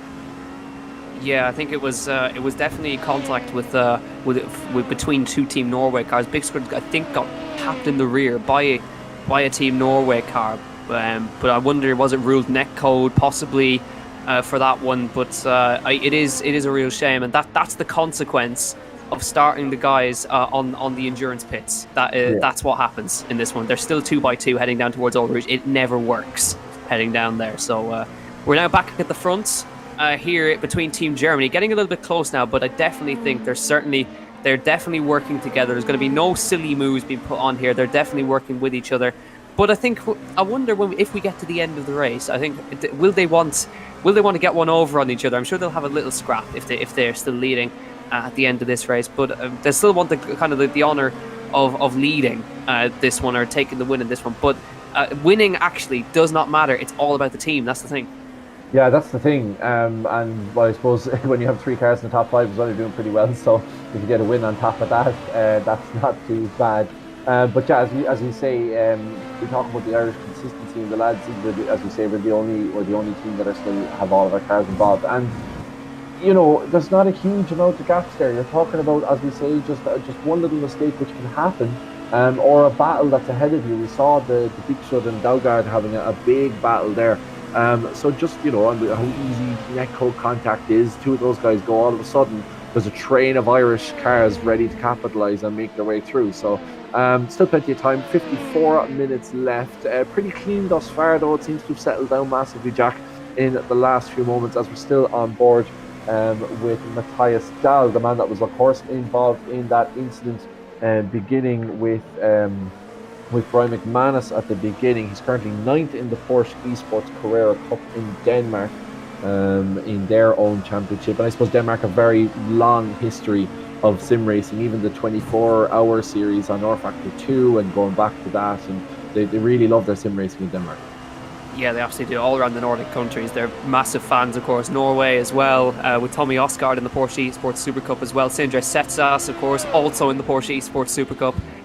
So there's plenty of talent there, as well as Germany as well. You have guys like Moritz Lerner and Melkers as well. But of course, it's nice to see teams like Iceland as well. We don't hear about Icelandic sim racing. I think this is the first time I've kind of seen Iceland being represented on kind of on a big stage as well. So it's nice to see kind of smaller nations that within the context of sim racing start to show themselves. It's just a shame that Iceland were all caught up in that first lap of Vincent, because they're lapping around nicely. But it's nice to know that there are smaller nations that are being represented here as well.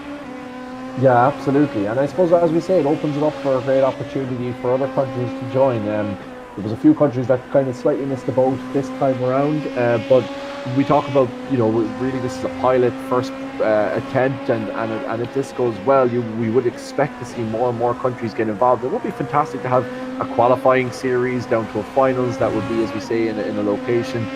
So it would be great to see that if we could. Yeah, absolutely. You just see, according to us, Keith Dempsey in the pit lane now, so they're taking another pit stop.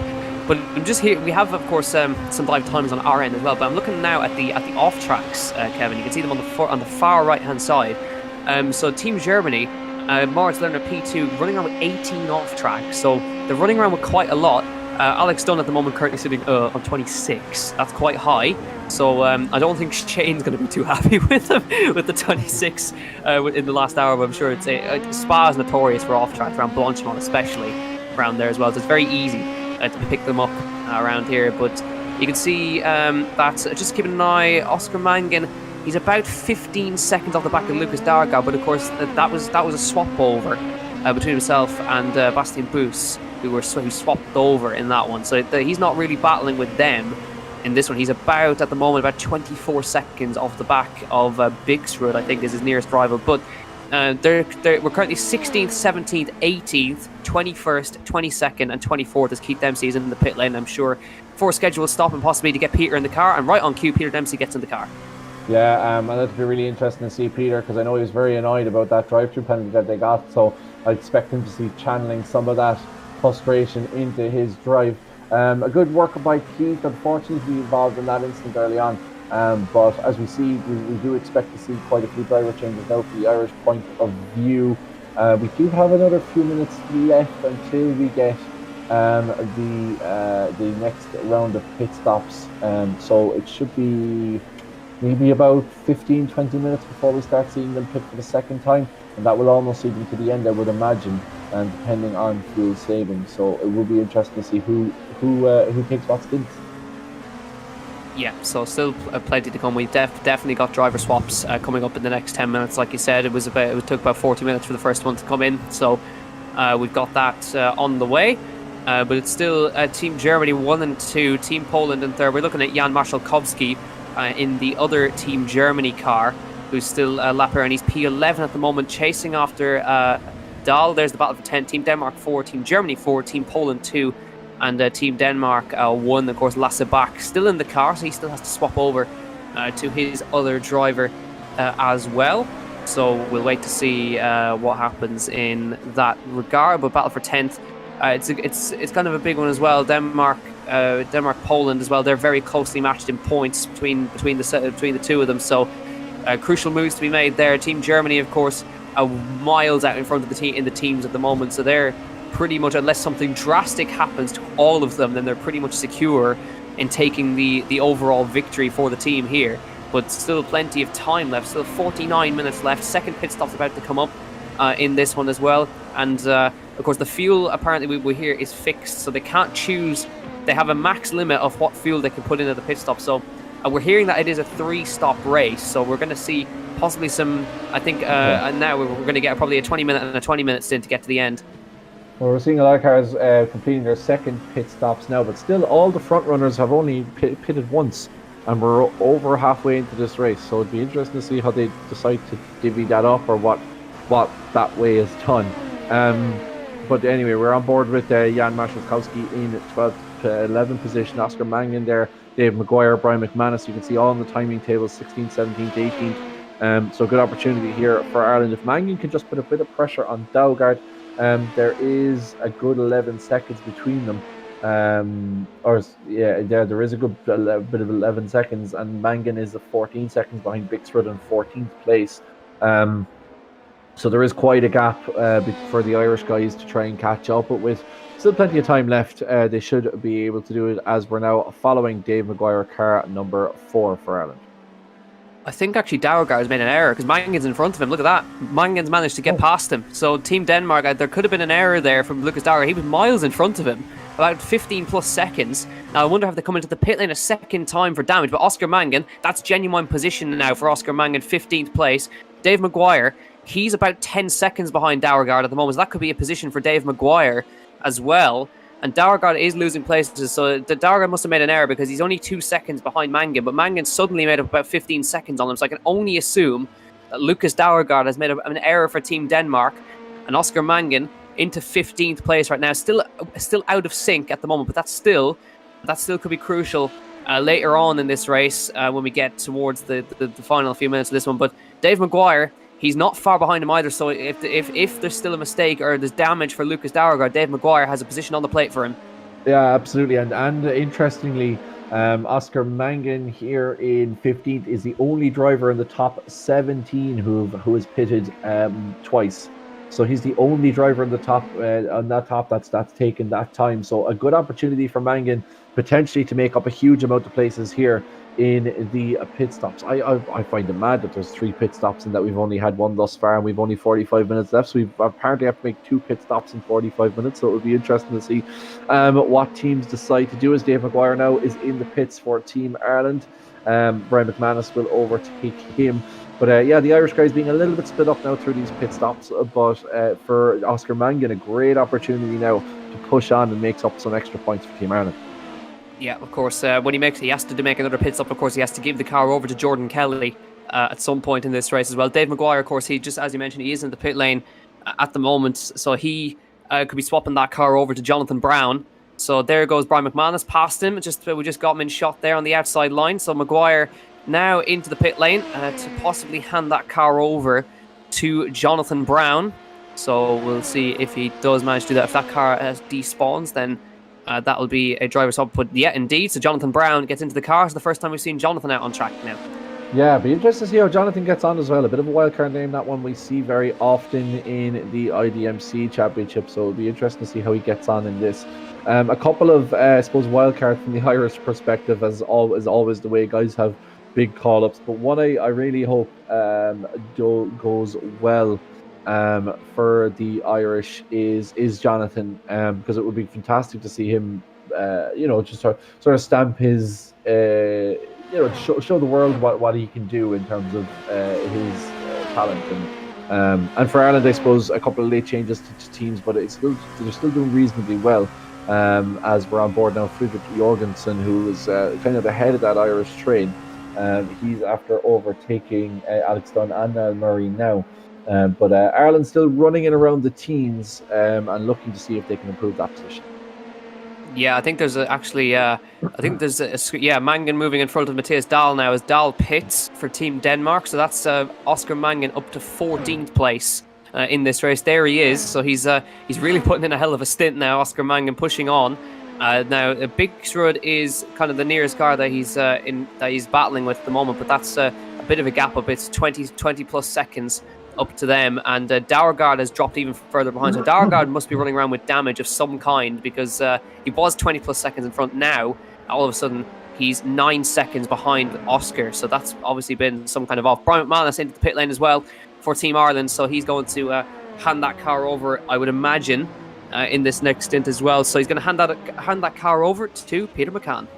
Yeah, over to Peter McCann, and it'd be great to see him. That's another one of those teams that we were talking last week at the IDMC stream, and we were saying, we were going through with myself and Niall. Jack, you were off duty that day. Myself and Niall were going through the Irish team, and I was kind of probing Niall as to why they decided to pick the drivers where they did, and that Brian McManus combination is really just down to just they're really guys who just work really well together, the guys who enjoy each other's company, who've raced together quite a bit before. So it's nice to see that as well. It's good to see that we're picking guys who are fast but also to work well together and have experience of driving together. Of course, Brian McManus very experienced in the NDLS, the Digital NLS series.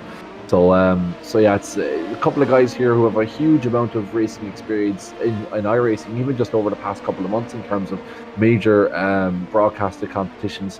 And it'd be interesting to see how McManus gets on here. Yep. So Peter McCann, he's just hopping out of the car right now. So Peter's in the car, and there's just in the move for the top 10 in this one. That's Mirecki in front of Marszalkowski. So Poland he makes the overtake and dives immediately into the pit lane. So that was an interesting call from Mirecki, but he's going to hand that car over to Team Poland right now. Back with Oscar Mangan, and that's going to be positions for him now. That is back up to 12th. For Oscar Mangan, as Mirecki, Bixrud and Dauergaard have pitted. Dauergaard had to pit again, so that's definitely damage for Team Denmark. So that's going to be hopefully a position for Oscar in his mind as we carry on. So Bixrud was about 20 seconds in front of Oscar. He's going to go a little bit longer. Of course, a little bit out of sync with everybody at the moment, but even still, that is good stuff for Oscar. And we'll wait to see if anybody else is going to be able to gain any positions. Of course, we're keeping an eye as well on more pit stops that will be happening throughout this one. We have, of course, Mirecki pitted as well. We had one of the Team Norway cars in as well. I see now they've handed that car over. Nikodem Virzbicki has hopped in that Mirecki car, so that's a new one for him. And he's that's just a driver swap. It looks like it was just a splash and dash in that one. And the Team Norway, I believe that's been handed over. Emil Heyerdahl hopping into that car as well. So now we're seeing those ones come in as Moritz Lerner from second, pitting for Team Germany. So splitting the strategy here out front. Yeah, splitting the strategy there, Germany. And yeah, it'd be interesting to see now what they do in terms of driver swaps, because they do have a huge amount of driver swaps to do. All these cars have only pitted once. They haven't swapped their drivers yet. The only team that has is that Polish team of Dominic Blair. As we see some of those German cars now coming into the pits, Mark Zoner and Luka Kita, Jan Marszalkowski. We'll see if Oscar Mangan jumps him in the pit lane. because Mangan's just been overtaken by the leaders there, I think, on the timing table, if I'm right in saying. But yeah, there's a good few cars are in the pits, and they're now swapping over Team Germany 3. So for Ireland, it's a good opportunity now to make up places. We've had the driver swap done. All of our cars have had 2 pit stops each. So it'll be interesting to see where we are, especially after the next pit stop, the third and final pit stop, where we are with those positions for Team Ireland. Yeah, so we've just seen Lerner swapping the car over to Marius Zug. Now we have Lucas Gadler in the car. Marshalkovsky still yet to swap over as well. But live points update for you as well. Team Ireland now sit 4th. So they've managed to jump ahead of Denmark with a really good effort at the moment. That's just with the current positions right now. That will, of course, will change at the end. But currently Ireland sit 4th in this Nations Cup. Germany on 564. Norway in front of Poland right now. So it's about 100 and a bit points up to Poland.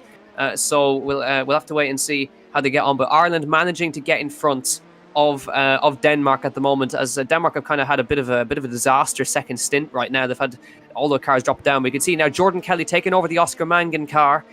Tim Heinemann hopping in the Germany car. As you can see, there is Jordan Kelly in the car right now. Heinemann in the Team Germany car is going to get in front of him. There he goes. And we can see now Lauren Heinrich still leading this race for Team Germany. So Jordan Kelly, of course, the most recent champion of the Digital Motorsports series, now coming out. And it looks to me like they're going to hang on to 16th. So Oscar Mangan's really done a great job in that car. Yeah, brilliant job from Mangan in that car, and really good just generally from the Irish to have 4 cars taken out in that opening lap incident, and now to recover to be back in 4th position, overtaking Denmark. And you look at some of the names in the Danish team, for Ireland to be overtaking those guys and holding their own here. As we see an Irish car, is it Alex Dunn, or I think he's just overtaking that traffic. As a matter of fact, I thought that was for position, but thankfully we have a relative box now, so we know who is indeed for position and who isn't. So that's Alex Dunn overtaking Nathan, who is just for position. Then Niall Murray behind him, about 6 seconds down the road. But yeah, for Ireland, not a huge amount of in position traffic ahead of them at the moment. But as we say, still a pit stop to go.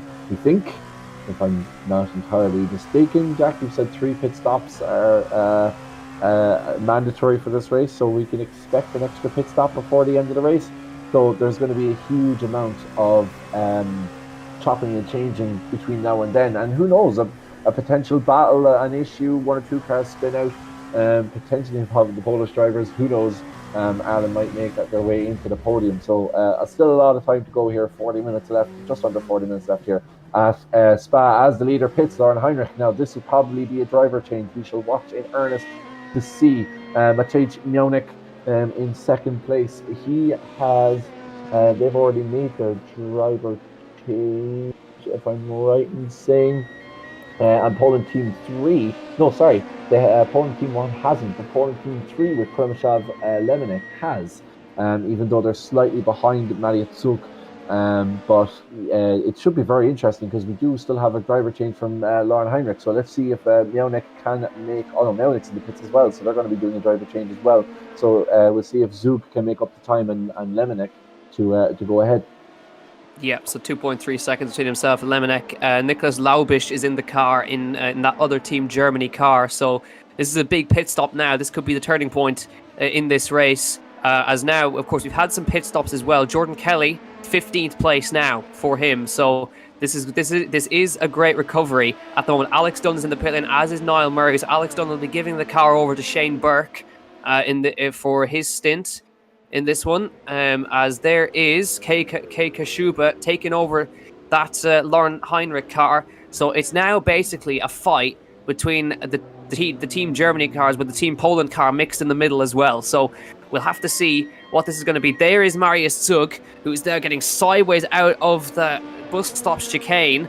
So this is now a battle between himself and his teammate, Kei Kashuba. Their pit box, of course, is at the very end of the pit lane. So through La Source comes Marius Zug. Kashuba still in the pit box. As we look now, I think this could be now. This Kei Kashuba gets out in front with a very good gap now. So it's actually increased over the guys behind. So staying out that little bit longer has really helped out. So that they were nose to tail previously, and staying out the extra lap has helped out Kei Kashuba a lot. and they now still 1 and 2 here for Team Germany, with Team Poland being a spanner in the works right between that 1, 2, 3. Yeah, Team Poland just hanging on in there, and I suppose they do have that the third place team of Przemysław Lemonek in there, as you say, splitting with Jakub Widerka there as well. So 2 Poles running in the top 5, which is really the reason why they're so far ahead of Ireland, because the rest of their cars are quite a bit down the standings. But just by virtue of having those 2 drivers in the top 5 really kind of elevates them up in these standings. Germany still on course for a massive win here.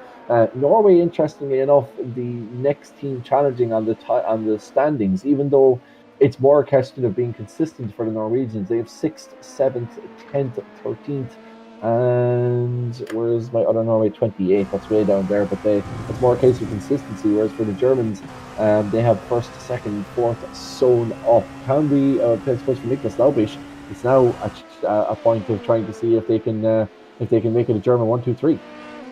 Yeah, absolutely. And just keeping an eye on that relative, Jordan Kelly, he's catching up to Wierzbicki. It's coming down that gap. It was about 10 seconds. It's now about 9, so down to about 8.6. I think that could have been actually possibly a small helping hand from Nicky Meredith, because they're coming up to lap Nicky Meredith right now. He swapped back into the car from Niall Murray, so he's carrying on to the end by the looks of it. But Jordan Kelly, he's making some inroads on the Team Poland car in front, so still some time left in this race for Jordan Kelly. About 35 minutes left to make up about 8.6 seconds. If he chips away at that slowly, and then the Team Norway car still could be a good result here for Team Ireland right now. Highest placed car, of course, is this car right here, before we have then Peter McCann and Peter Dempsey. Actually, this is a battle for position here between the 2 Team Ireland cars. I don't think there's going to be too much fighting between these guys, Peter McCann and Peter Dempsey. Dempsey's been on a different stint right now. McCann, of course, had come out of the pit lane not too long ago, so possibly a swap for position here between the Ireland cars, or McCann's backing off right there, so they're just using each other now in the slipstream to help each other out. So McCann, they're running 20th and 21st. Shane Burke in the car, by the way, in 22nd position. Nicky Meredith 23rd, so they're all together on track. Jonathan Brown is 18th in the other car as well, so they're still lapping around, which is the crucial thing here.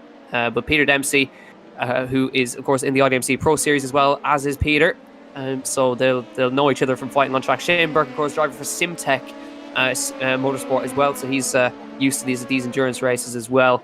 As now we're just looking at, I think this is one of the lowest placed Norway cars by the looks of it, as they're chasing after one of the Team Iceland cars, Thorsten. But sorry, Jack, I didn't need to. We're back on board here with Keiko Schuba, who's a 5-second gap up front. But yeah, there's, we look at the Irish guys, and it was obviously a very disappointing start. But really, like as we talk about Jordan Kelly running 50, there's a huge amount of traffic behind Ireland as well. And you have Team Iceland, who are the bottom 3 cars. Even at Team Germany 6 is running 31st. But for Ireland, they're ahead of quite a few. And Jordan Kelly making good inroads. We know how quick he is. He's obviously IDMC and BMW M4 and M8 winner. Oh, that's a little mistake from Lemonek there, going through the bus stop chicane. He's chasing after Mariusz Zug.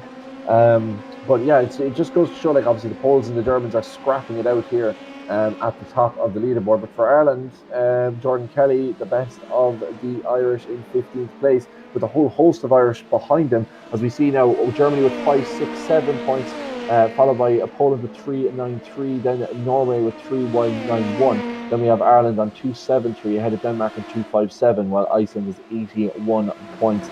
So yeah, that interesting battle between Poland and Norway just looks like 2 points between them, and then quite a big gap to Ireland back in 4th. So for the Irish, I suppose really, Jack, at this point, it's a case of consolidating 4th and making sure they don't lose it to the Danes.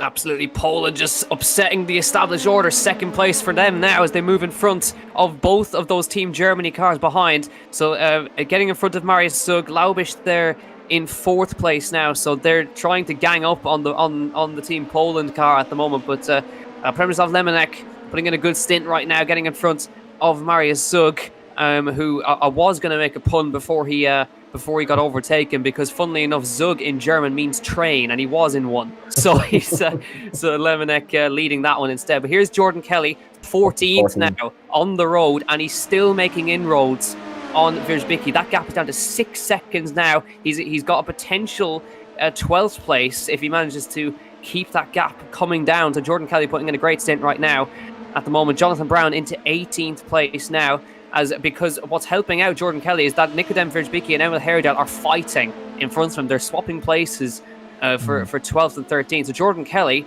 this could be a great recovery after what happened earlier on. What could have been had they not been caught up in that incident? I know, but sure, look, what if my auntie had the old famous one? So you've just gotta let by, especially in racing. These things happen. It was just unfortunate the Irish guys got caught up in it. And really, there's nothing they could do. As Jonathan Brown now moves into 17th place ahead of Gulick, and Peter Dempsey down there in 20th position. But it's just a fantastic, as you say, recovery drive from the Irish. They made the most of a difficult position, and they're making their way back up the places. Jordan Kelly now in 14th position. He's the last car on the leading lap. And we know how quick Kelly is. He's making up a huge amount of time there. Heyerdahl is ahead of them. He must have dropped back hugely from Virzbicki. So an opportunity here for Kelly to make up further places, as we see second place Lemonek really flying the Polish flag at the moment, splitting Kate Kashuba and Mariet's train. Exactly, yeah. So it's interesting stuff right now. You can actually see that we have Emil Heyerdahl, of course, in 13th place and getting caught by that Team Ireland car at the moment as they file through, coming through. So it is coming down quite fast, that gap. And also, those guys, Virzbicki and Heyerdahl, have also cut up to Tim Heinemann as well. So that's for 11th place. So that's going to be definitely a fight here for these guys. And actually, from what I'm looking at, I think Jordan Kelly is actually caught up to them. I'm not sure, but I'm looking at the race spot broadcast at the moment, and that looks like a Team Ireland car hounding a Norway car. Yeah, that's pretty good. Pretty what you like to see. A lot of Irish guys hounding. And as you see, Heyerdahl seems to have a problem because he's dropped down the order, and Virzbicki there is pretty close to him as well. So not a huge amount separating those three. So Jordan Kelly could find himself in second position. I think we're going to have here from inside the Irish camp, Brian McManus in with us here on race control. We're just in the commentary box. We're just waiting to see for him to come in. But yeah, we're expecting to speak to Brian McManus very, very shortly here to hear about his opening stint. But as we hear, Jordan Kelly now in 14th place, putting pressure on Heyerdahl and Virzbicki going through Le Com.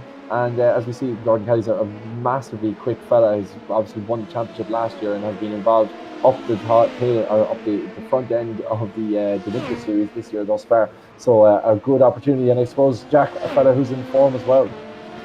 Absolutely, yeah. So great to see he's putting that pressure on those lads in front of Heyerdahl, Virzbicki and Heinemann, who's P11, so possible 11th place for one of the Team Ireland cars at least in this one, as the fight continues up front here. This is Zug and Laubisch as well. I believe the car behind is a lap down. That is a Team Norway car that's behind them. It's not Jakub Widerka as far as I can see in the Team Poland car. So it's Laubisch and Zug who are fighting for position here. Lemonek is actually, he's drove away from them actually, as Lemonek. So he's trying to catch up to the leader, of course, of Kei Kashuba.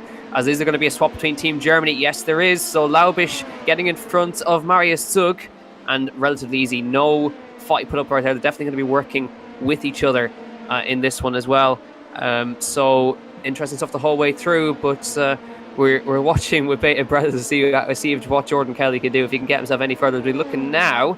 This is between, I can't quite see with the lighting. That is Jurgensen in the Denmark car. That's getting in front of Gasler as well, who's a Team Germany. So Team Denmark in front into 8th place now for them. So that's the highest placed Team Denmark car at the moment.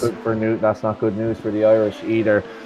For a Danish car to make its way up, because we are competing directly with them for 4th place. However, we are joined by Keith Dempsey in the booth, or the booth. What am I saying? What am I, American?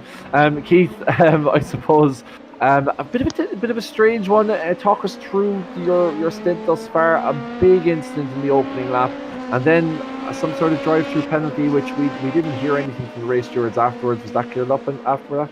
Oh, we didn't actually know the reason we got the drive-through penalty. I presume it was from the incident to start. I didn't see what was going on, and there was smoke everywhere. I just could see an Irish car in front of me, and I steered left, but there was a car on the left, and I hit him. So Wasn't deliberate or anything, just one of them things. Chaos at the start of the race, a bit unlucky, and then we picked up a good bit of damage, and we were losing probably 3 or 4 seconds a lap. On top of it, then plus the drive through, so we tried to shorten up their first stint to kind of reverse our strategy a little bit, because we are going to have a shorter stint at the end. So we just done it a little bit different, but losing so much pace and the time at the start and the drive through, it kind of ruined our race from the start. So what can you do? Our qualifying pace wasn't very good anyway, so I was in for qualifying and got an X on my good lap, so that didn't count, and then kind of put us on the back foot. Yeah, that's the thing about Spas, and especially in iRacing, it's so tough with track limits. And I suppose we were talking here about the way the start was done, the fact that it was formation through La Source, and then you were released down the kind of the back, or the back, I don't even know if it's back straight, but down by the endurance pits. We reckon that probably contributed a little bit to the carnage, or that was kind of inevitable. No, I think it was probably inevitable. I actually watched it back. It was netcode that caused the initial contact between 2 Danish cars. So I think if you had all them cars going into La Source, it probably would have been 10 times worse. Okay. In my opinion, I don't know, but we, I think we quite a few Irish cars ended up getting involved in it, so a little bit disappointing. I suppose just generally though, the experience of this whole thing, and how it must be fantastic, I suppose, to you're the only man, you were the only man up until this morning to have represented his country in a kind of a European series, but great buzz around the lads to represent Ireland and to fly the flag on that Dallara. Yeah, it's been a good event in fairness, so would have liked to have done better. Didn't probably do as much practice as I needed to, but yeah, it's good to see the other lads doing well there, so it'd be nice to get in the top 10 if we could. And I suppose finally, Keith, I don't know if Jack wants to jump in with a question for you, but from my end anyway, you were saying that you've swapped your stints, you swapped your strategy. So will Peter stay in the car now until the end, or can we expect you to be hopping back into the car for that final short stint? No, Peter stays in now until the end, so he's got 2 full stints, so we need to try save as much fuel as we can at the same time, so it's quite tough. Yeah, there's an awful lot going on. Jack, is there anything you want to throw in, or? No, I think I'll let you get back to spotting for Peter. I think he's probably annoyed you're not in with him. Keep giving out, I'd say, yeah. Yeah, absolutely. Thanks a million for hopping in, Keith, and well done today. Thanks, lads. So that was Keith Dempsey. Yeah, interesting. Great to see the brothers racing together, but interesting to hear that the kind of Keith thinks there was really no blame attributed to it, and didn't really feel like the start was a kind of contributor. He just thinks that netcode is netcode, and these things are almost inevitable. Yeah, I think looking back on it now, there definitely wasn't netcode between Team Norway. I definitely didn't think it was. It definitely wasn't intentional from them. But yeah, I mean, I think it's just Spa in general. You can't really win with whatever turn 1 it is. If it's Eau Rouge, Radion, or if it's La Source. So unfortunate for that. But there you go. Just now we're back with this Versbicki Heyerdahl. It seems Jordan's actually dropped back by about 3 seconds. So I wonder, has he had a small mistake? But that's not all over. He could just be saving at the moment in time, but he is still running in 14th, so he's still running well. But this is the battle he's trying to chase down, which is Heinemann, Versbicki and Heyerdahl for 11th place. That's the max. He might just catch Jordan in the background shot. There he is, just coming through turn 1 there, but he seems to just have dropped off a little bit from the front. There's still 22 minutes left in this race, so still plenty of time. Anything can happen. If these lads crashed, then he'll certainly take it. Yeah, absolutely. But I just hope that there isn't damage. That's, I suppose, the main thing you talk about. It is Keith saying you're almost 3 or 4 seconds down a lap with damage. As we go into Le Cum with on board with Emil Heyerdahl, the Norwegian. Of course, the Norway, as we say, have a very, very strong, a very, very strong kind of history. And Heyerdahl himself is only 18, is competing in the 24 Hours TCE series in real life at the moment in a VW Golf GTI TCR. Of course, very, very different type of car this to a Golf TCR. And amazing actually when you go down through the list of these European drivers, how many of them have raced touring cars? How many of them have raced TCR cars? It's incredible. Like, karting seems to be obviously the start for a lot of guys, and we do a lot of Formula open wheel stuff. But it's amazing how many guys on the continent go straight into TCR cars, and that's kind of their bread and butter, in a way that wouldn't be for a lot of other countries. Yeah, because I think it's cheap racing TCR when you get in there. So it is good. It is great to see as Jurgensen, he's got a pit for Denmark. Just an update on the live points, by the way. the gap between Ireland and Denmark is down to 6 points. That was simply because of that move earlier on to move them further up. But Jordan Kelly is, of course, flying the flag there, 14th. Jensen and Busk, Denmark. So Jordan has got all the Team Denmark cars behind him at the moment, so he's got to work hard. But we have now Brian McManus in with us from after his stint, of course. But yeah, Brian, talk us through that. I mean, chaos on lap 1. You managed to get yourself up to 12th, and then, unfortunately, Denmark spearing you into Blanchimont. Yeah, geez, we had a great start. Got through all of the first lap chaos. Like, I swinging the car everywhere, just up through Rouge. Like, got through everything, and then just Team Denmark being a little bit aggressive behind us, so we kind of let Nicky Team go, and then his other teammate just took us out in Blanchimont. Car was in bits, so there's nothing we could do, but kind of fought back a bit. And consistent times, and Peter's in the car now, and he's doing good. So yeah, absolutely. It was a real shame making up all those positions and losing it all once again. But it seems like most of the lads were caught up in it as well. But yeah, just how has been the event overall? Because of course it's the first time that we've had kind of nations being racing each other on track. So it must be at least have some pride flying the flag for Ireland in this championship. it's great. Yeah, even just the opportunity to do it, like, it's mental. Really enjoyed it. And thanks to Niall and Rob for getting us in on it and whatnot. Hopefully, we can do something like this again. Yeah, we're hoping to do that certainly. But yeah, there's a final one for me for my let you go. But yeah, Peter's in the car at the moment. How's he feeling? How's the car holding up at the moment?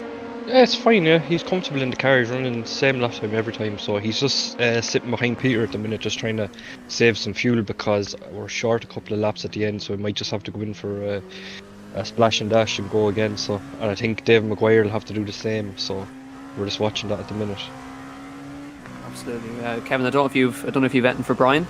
No, I suppose, Brian, the only thing that I ask is with those mandatory 3 pit stops, and we're talking about here, like, we see an awful lot of guys are trying to push the car to the end as far as they go before they take the third one. What do you make of that rule, and how has it kind of affected your strategy? It didn't really affect us much, like, because I did 2 stints in the one set of tyres, and we're getting, I think, 18 laps a stint out of that, so it was fine. Peter jump in then. I know he's a little bit short because of the fuel restrictions on the session, like, so it'd be grand if we had an extra, I don't know, 10 litres or something. It'd make a world of difference. We wouldn't have to go for that last little stop, like. Yeah, it's certainly interesting, but I suppose you and everybody else, so it'd be interesting to see how everyone gets on with it and where we could possibly go. Brian, thanks a million for joining us, and I suppose look for the very, very best of luck for your race. But either way, well done and representing your country at this first European Digital Motorsports Championship Cup of Nations. Thanks very much, lads. Cheers. Brilliant, Brian McManus there. We are on board with Jordan Kelly. He is the leading Irish car still in 14th position, holding up a train of Danish cars behind him, Rasmus Busk and Fredrik Jorgensen. It'll be interesting to see how those points have changed because a few Danes have gone into the pits. So if Jordan Kelly has made up some time on Busk and Jorgensen, then Jonathan Brown in 17, Peter Dempsey and Peter McCann, as we heard there from McCann's teammate Brian McManus, just saving fuel at the moment, as must Dave Maguire in their car. So it'll be interesting to see how that one plays itself out. We have about 17 minutes of the 2-hour race left here at Spa-Francorchamps. And Ireland in a reasonably good position. Looks like they could hold off Denmark for 4th position, but still plenty of time left. Yeah, I think I've got a horrible feeling Jordan's got damage because Matthias Jensen for Team Denmark has just passed him, and he's dropping about 1.5 seconds per lap. So I think Jordan is struggling around at the moment. He's still 14th at the moment, so not all is lost. He's got a decent gap back to the next Denmark car, but that overtake that was just made by Jensen may have just maybe pushed Denmark over Ireland a little bit. We'll have to wait and see, but it's running pretty close at the moment. We're looking now with the shots provided by Racebot TV at the moment. This is Marius Sug. Funnily enough, Jakub Widerka right behind him. So Poland are starting to maybe mount an attack on Germany all of a sudden at this one. And not far behind, I believe, is Tommy Osgaard as well in the 6th position for Team Norway. So all of a sudden, Poland have appeared and are starting to put pressure. There's your live points. So actually, no, Ireland 285. How about that?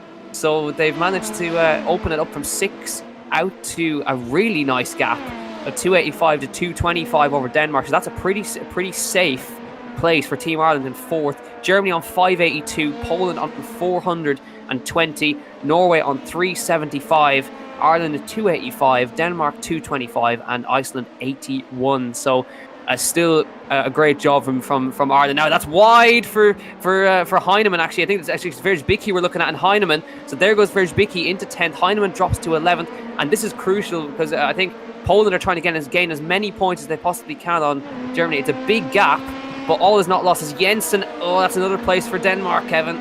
Yeah, it's funny that we're watching the Danes as much as we're watching our own, and we're so sick of playing them in the football.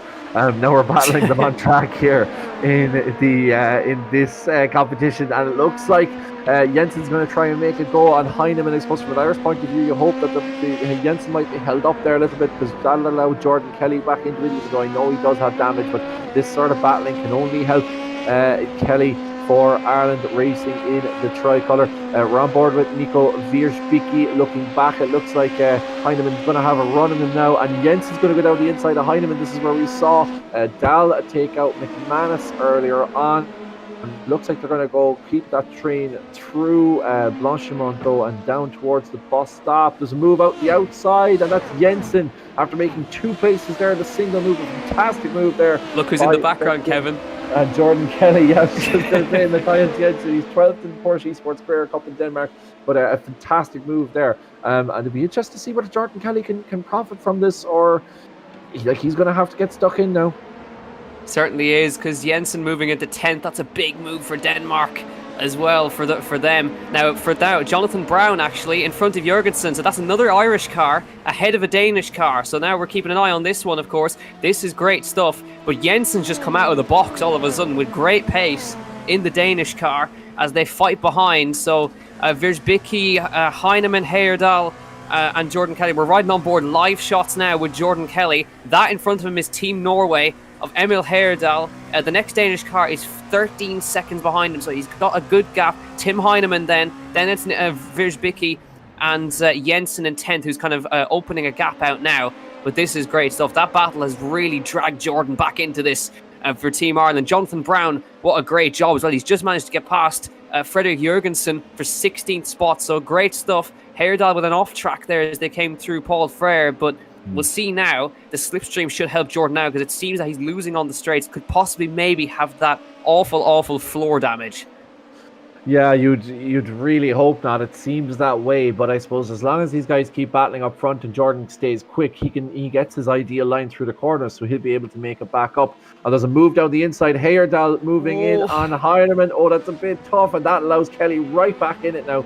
Jordan Kelly and Heyerdahl and Heinemann and Heyerdahl still battling there.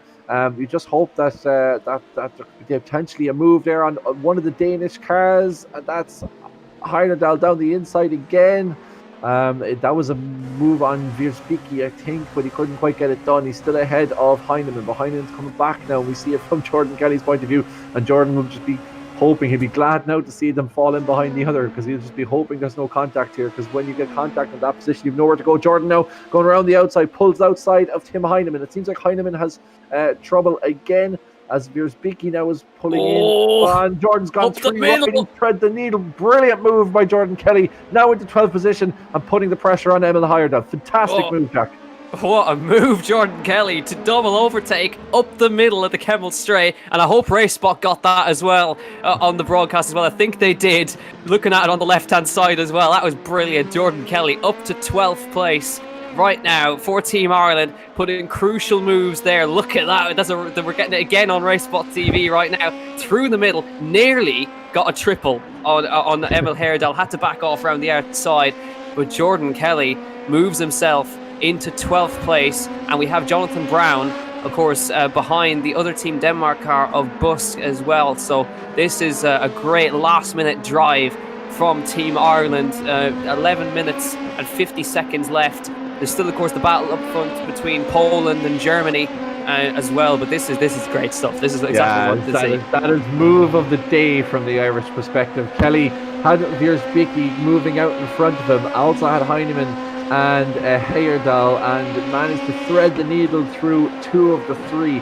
and now finds himself behind Heyerdahl and Jensen, not a huge amount down the road either. So a good opportunity here for Ireland to make up places. We're back to the front now. Niklas Laubisch on board with him. He has a train of Marius Zuk and Jakob Wiederke. It seems like the Germans are going to run away with this points-wise, but it'll be interesting to see after all that moving and shaking where that leaves Ireland and Denmark for that battle for 4th position. Laubisch now is 11. He's a 6 or 7 I can't do my maths. He's 5 seconds down the road from Lemanic in 2nd place. So this is a real battle for the podium places, and Zuk and Laubisch are more than likely going to work together on this, as Jordan Kelly still holding his own there in the battle for 11th position, still behind Emil Heyerdahl as they head down the back straight, the Camel Straight, as we go into the Lecum now, Malmedy, but it seems like Heyerdahl's leading them out. But Jack, that floor damage obviously isn't as pronounced on Jordan Kelly's car as we thought, because he isn't losing those positions. No, it could be just could have been a bit of fuel saving for him as well. As now we have 2 Team Ireland cars in. Jonathan Brown into the pit lane, Peter McCann into the pit lane as well. I would imagine this is for a last-minute fuel stop. So Jordan could well have been saving fuel there for that stint as well. So, but you can kind of see he is definitely losing down the straights. But that slipstream is keeping him in there with. And also, sorry Jack to interrupt, but I just realised, of course, Kelly, they've done their 3 mandatory pit stops. So if they have the fuel to go, they will overtake Heyerdahl and potentially Henson, and we have Cullen as well in 9th place, all within about 22 seconds, which Jordan Kelly could overtake. Kelly's actually the only person in the top 16 who has pitted 3 times. So a good opportunity here for Jordan Kelly. No matter if he can stick with this group, then he'll profit as they have to go into the pit lane. Absolutely, yeah. So now we're going back to race spot shots. As you can see, there's Team Ireland in for their stops. We heard from Brian as well about Peter that they were struggling on fuel and they're going to have to pit again. But we're back with Wierzbicki, and he's chasing after Jordan Kelly ahead of them. A big wiggle through Paul Frere as they came through there. But you can kind of see that Heyerdahl seems to have a bit of an advantage in the straight line. You can see he's built a gap over Jordan Kelly, but even so, he'll still have the toe off that Team Norway car in front. So 8 minutes, just under 9 minutes left to go in this race. How many cars are we going to see come into the pit lane? How many are struggling on fuel is the big question. I'm sure there was major fuel saving going on for some of these guys as well in the earlier part as well. So I'd imagine the majority of them should be able to get to the end of this, but they're going to now see, here comes Peter McCann out of the pit lane, as well as Bastien Boos as well. So they both pitted together, so that still leaves McCann out in front of the Denmark car. As you can see now, they're actually nearly coming up to lap him there. But I think we're trying to see what that gap up to Heyerdahl is. They come over the top of Eau Rouge. Well, I've got a feeling Jordan could be vulnerable here, Kevin. Yeah, I hope not. I still think if there's mandatory 3 pit stops, then Jordan should be okay in terms of this. Oh, that was an interesting move there from behind him, and I'm not sure exactly what he was trying to do there. Tried to take the outside line and ended up in the grass, but managed to keep it together. But as speaking of keeping it together, as did Jordan Kelly, because he's still in a great position. We're up with the leader now, Kei Kashuba, who's going through Lecom, should I say, and down the hill toward Bruxelles. And he has a 6-second gap now on 2nd place of Lemanic. From the polls, it looks like the Germans are going to run away with this. But for Ireland, it seems like they're going to hold that 4th position ahead of Denmark, and that's down to what it really is, a fantastic second half of this race from the Irish point of view, Jack.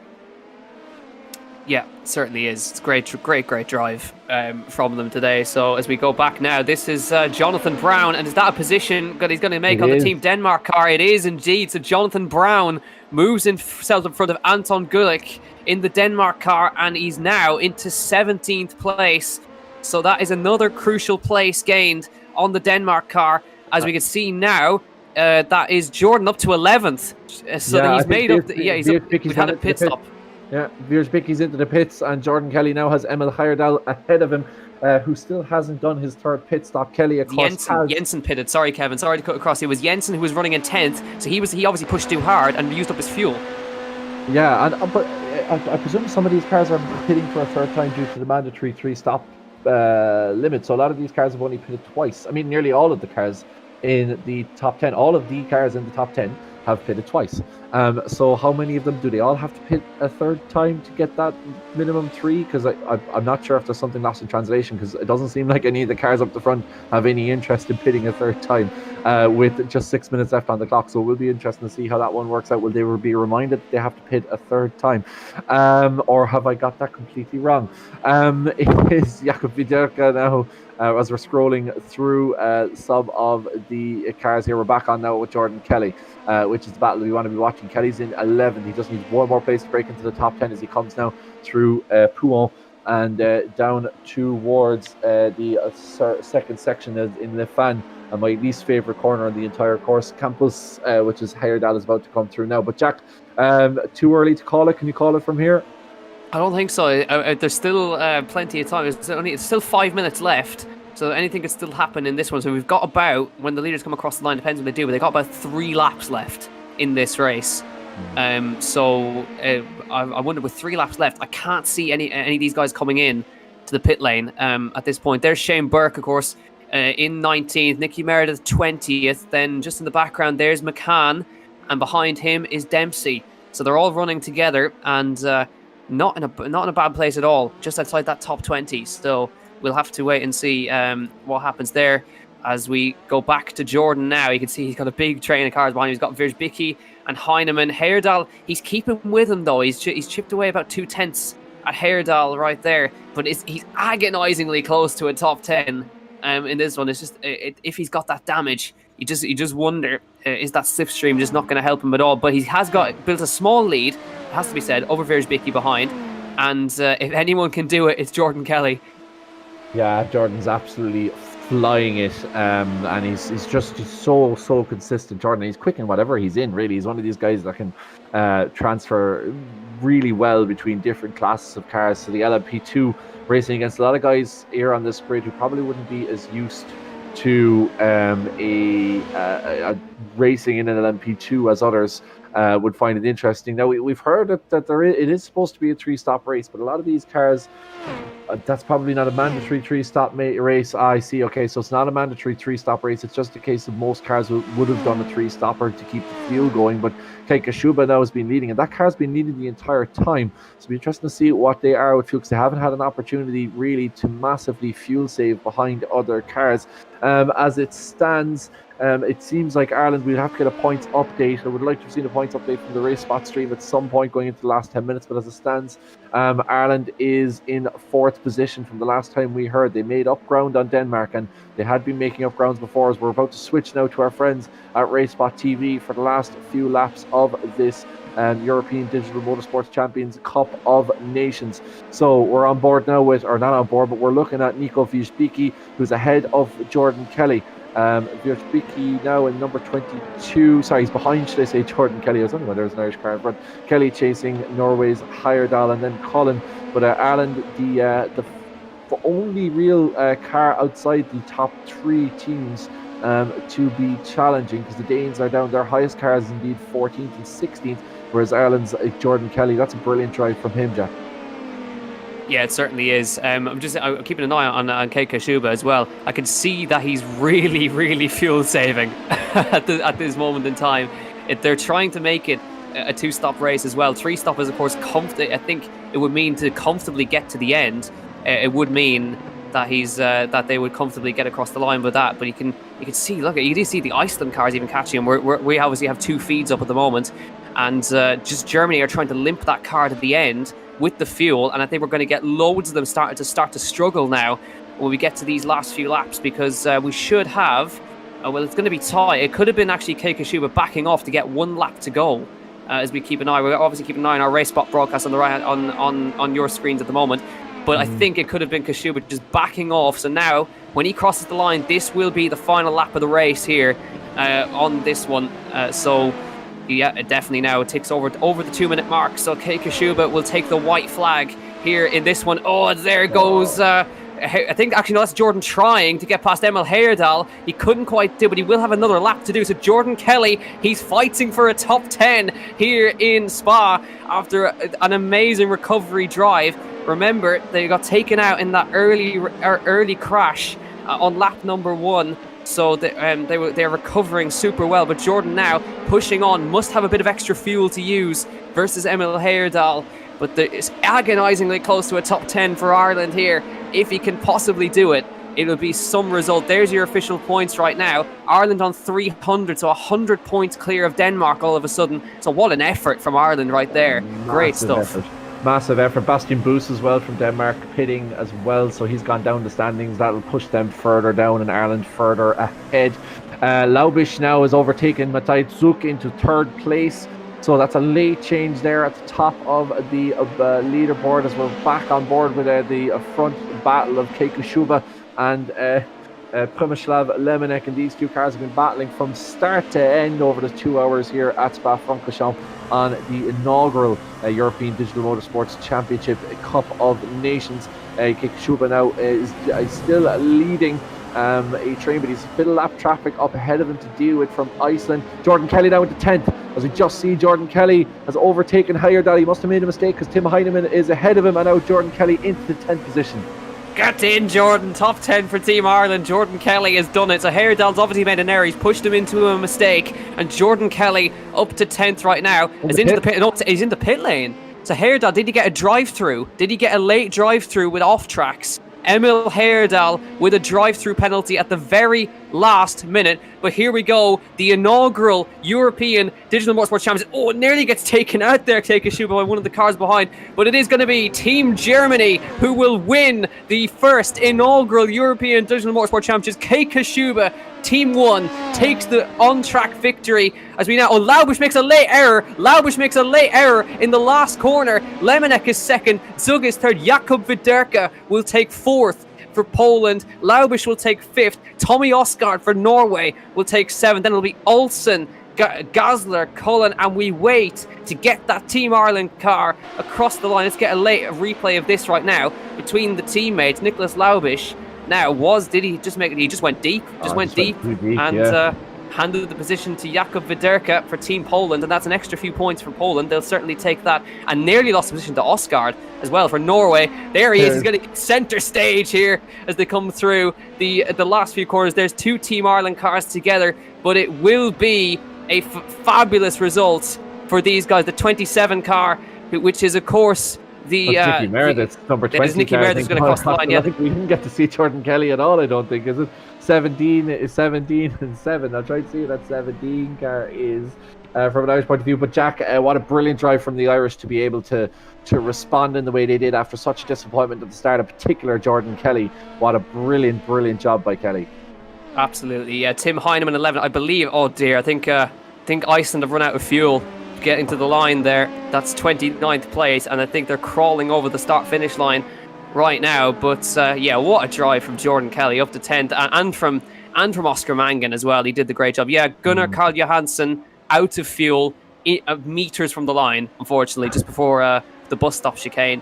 But it'll be Heyerdahl. A bad day worse for Iceland. Really, a bad day for Team Iceland. They've had 4 of their drivers in the bottom 6.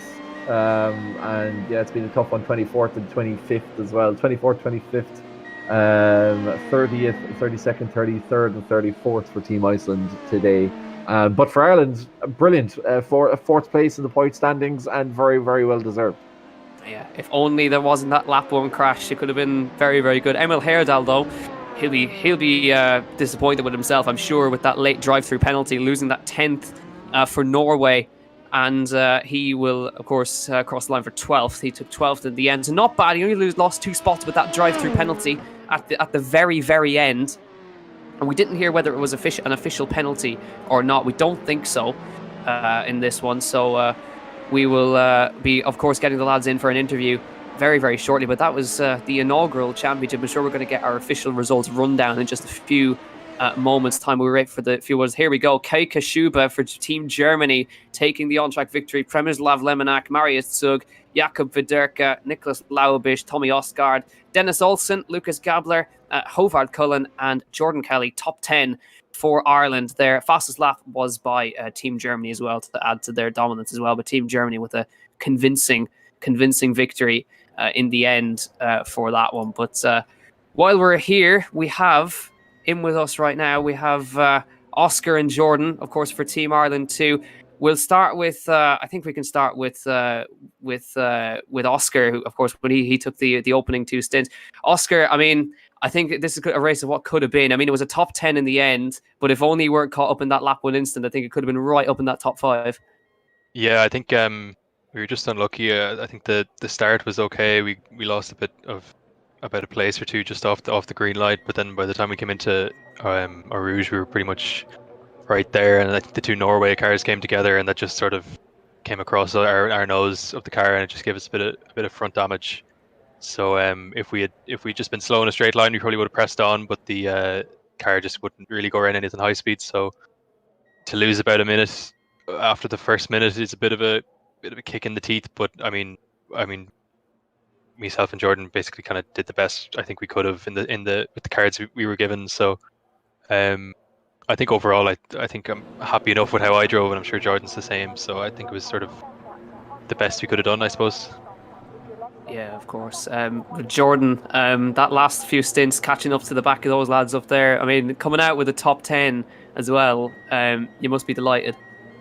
Yeah, we seen their fuel saving a lot, and we were kind of needed an extra lap, but I think they needed like 2 laps maybe. So they were fuel saving a lot more. So we thought we'd save a bit with them, but they were a bit slower. So we decided to pass them, and there was just a lot of fuel saving, clutching, and whatnot else. But it went okay. It's good to get that. I think we finished with like a litre left, so it wasn't too bad now. So was fuel saving that important around here? Yeah, we needed to save that extra lap of fuel there to get us to the line without stopping. Yeah, we We were basically sorry to interrupt, but we were basically sort of clutching or dumping the clutch about halfway down kind of every straight. I was sort of getting Jordan to read me out fuel figures and just punching it into a sort of calculator, and then I was just kind of saying to him like, oh, we're 1.5 litres short or something, so we're going to need to save about I think it was third of a litre a lap or something to get across the line. And in the end we I think we had about half a litre left in the tank just as we crossed it. So without that, I think we would have just had to do the extra stop, and we could have been, I think, only 15th or 16th probably. Yeah, that just shows you how you're always working hard in the background as well. But yeah, fantastic result, lads. In the end, with the top 10. I'll ask this one to both of you, whichever one you want to answer. How was it just overall for this inaugural one? How overall do you think it was, and are you looking forward to maybe competing again? Well, I'll go first. I think the whole organization of getting all the ASNs together is definitely exciting. Like I don't think it's ever really been done at all before. It's usually just kind of third-party organizations. Just to get several ASNs together for this, I think, is definitely the start of something that could really take off. So I think the format, maybe I think it was a bit fuel saving heavy. If we maybe go to a dual sprint race, or even the same format, like the same cars, same track, maybe just kind of an extra, like take 20 minutes off the race or put 20 minutes on, so it's basically just a sprint or full throttle all the way. But definitely, if this is the start of it, I'm excited to see that. Yeah, of course. Anything from you, Jordan, and feel the same way? Yeah, pretty much. It was good it's good to see everybody, or all the nations, kind of coming together and stuff. So it just gives you insight to what all the other kind of countries are at too. So it puts you somewhere, gets you an insight to what's actually going on and stuff. So yeah, absolutely. We just got the final tally of points as well. So it was a 4th place overall for Team Ireland in the end. So good job, lads. Thanks for hopping in with us. Well done in the 10th place. I know you wanted more, but great recovery drive in the end. So Jordan Kelly, Oscar Mangan, taking 10th in this one. Thanks very much, lads. Cheers. So we have some more standing by as well, Kevin. I don't know who we're getting in next, but it's over to you.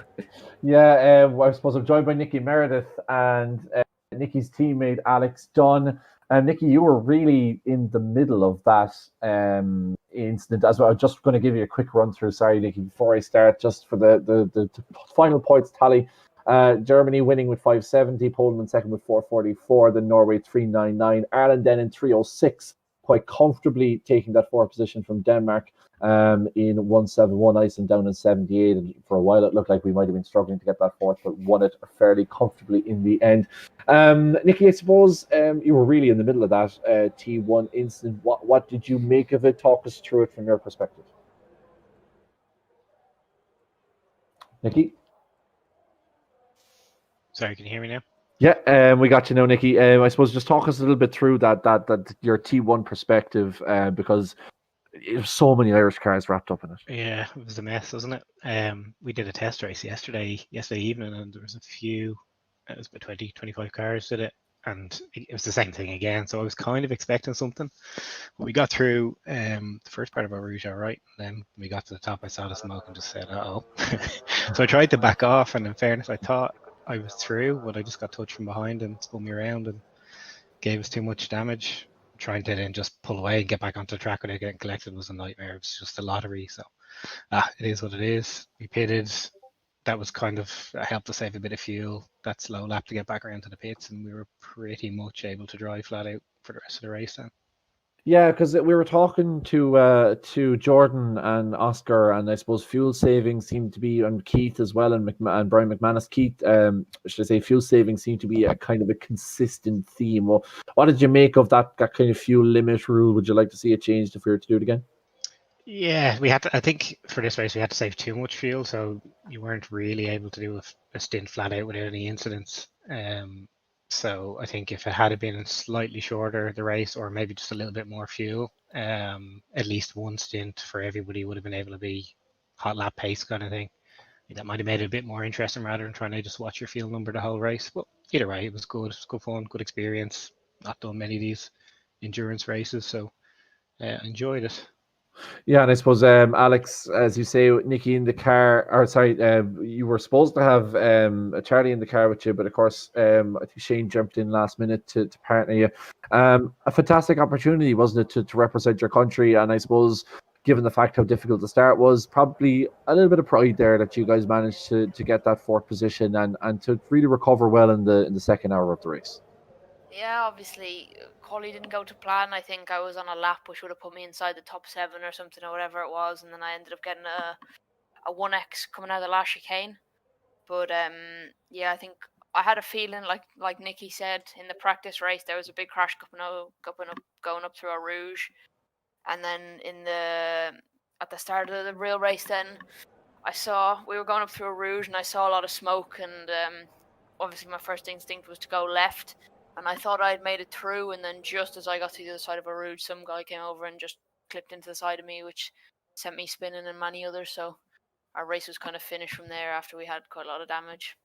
It is kind of funny that we're talking about that latest iRacing update with the enhanced smoke effects. Probably made it even more difficult to see up the road.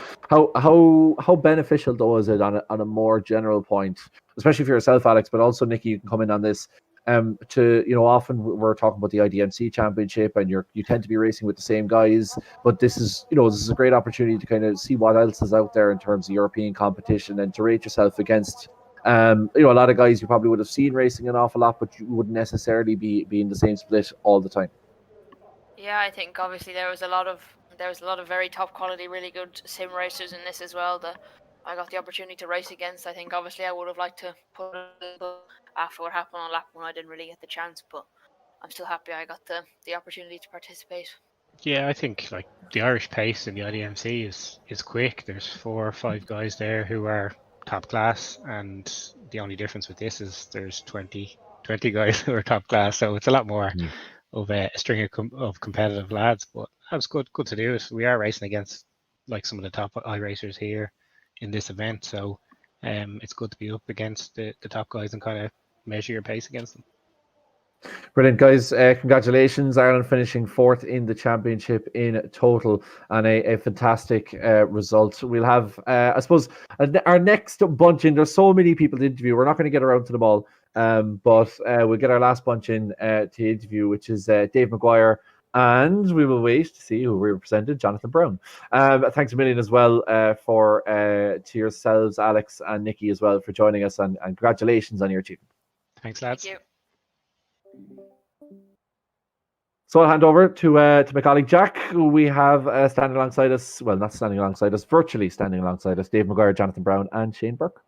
Yeah, absolutely. I think I'll start with Shane, because obviously he was sharing the car with Alex there. Shane, we're just chatting with Alex. Obviously, you nearly made it through the lap one incident, but getting caught up in it. But I think, I mean, overall, it's a race that could have had a lot more in it, but you still managed to get the car across the line, which is the key thing. It was a good race if you look at the misfortune we had. Like, we were close to making it through that lap one incident. Basically, car went over curb, bottomed out, and if it didn't bottom out, maybe we could have got away with it. But after that, it was just kind of damage limitation. Then we actually had a glitch in the pit stop where it didn't add fuel for a while, so we wasted another 10 seconds sitting around, and it was just one of them races. I think top 10 definitely was on the cards, well, possibly, but it is what it is. It was still a great event. Yeah, and obviously we had that massive lap one shunt. Do you think that was maybe because they released the cars going up towards Eau Rouge rather than into Last Source, or would it have been chaos anyway? I haven't seen the start completely properly and took time to analyze it, but from the one time I properly seen it, it wasn't a great start by the front rows. From what I could see, it looked like they went backed up. There was a mess in the midfield. There was big gaps, cars closing in on each other, then slowing up. It was just, to be honest, it was a disaster. And then to have teammates take each other out, like in turn one, he was literally, I think it was, I won't name the country because I'm not sure, but sticking your nose up the inside when it didn't belong there was a joke, and that really caused it all. So I don't know. It's a difficult car to race wheel to wheel. Just, I don't know. It's difficult to see out of, and yeah, it just wasn't ideal, really. Yeah, but I think even after all that, I think you must have some sense of pride that you represented Ireland on the world stage. Oh, for sure. It's not every day you get to represent your country. It's just a shame that we couldn't get the result we hoped we could get, but hopefully in the future more events will happen like this, and hopefully I get to call up again. Had to replace Charlie Eastwood, who would have done a better job. So I'll take my chances when I get them. But yeah, pretty cool day.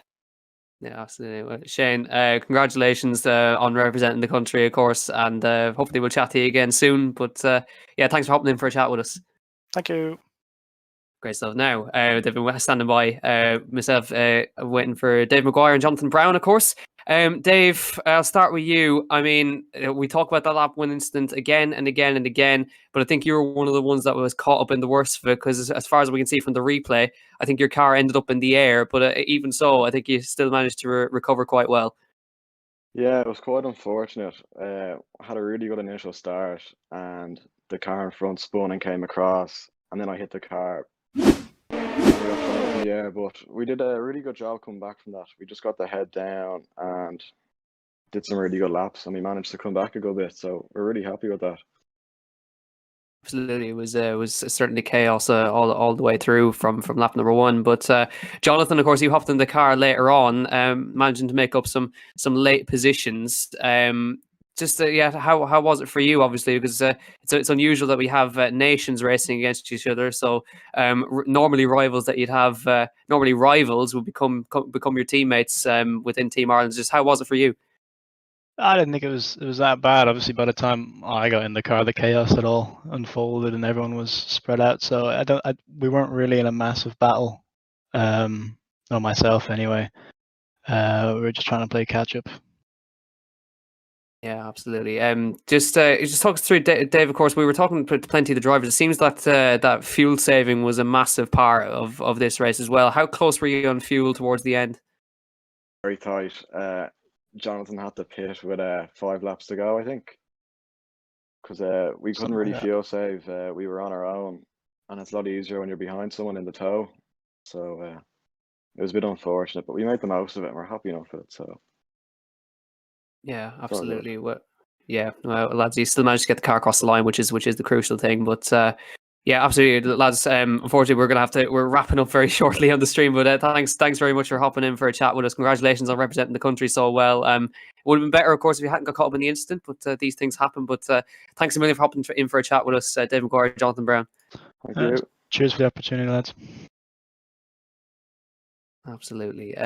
So we will, of course, we have one more, a very important man, Peter McCann, standing by. We'll have a quick chat with Peter. Of course, yourself, Peter. I know Brian made up some big positions on the opening lap, but then Team Denmark getting into the back here. But we mention it every time. The crucial thing is you managed to get the car across the line for points. Yeah, 21st at the end of it. It was unfortunate. We had the same issue with the fuel saving, and we had to pit with 5 or 6 laps to go as well. So it's just unfortunate the way these things worked out. We had a kind of an EDMC race there for a long time with Alex Dunn and the Dempsey brothers. So it's funny how it always plays out. Yeah, of course, the rivals become teammates in that one. But yeah, I mean, Brian did a great job in the opening stint to get you through up to, I think it was 12th in the end. Then Denmark getting into the back here, recovering nicely.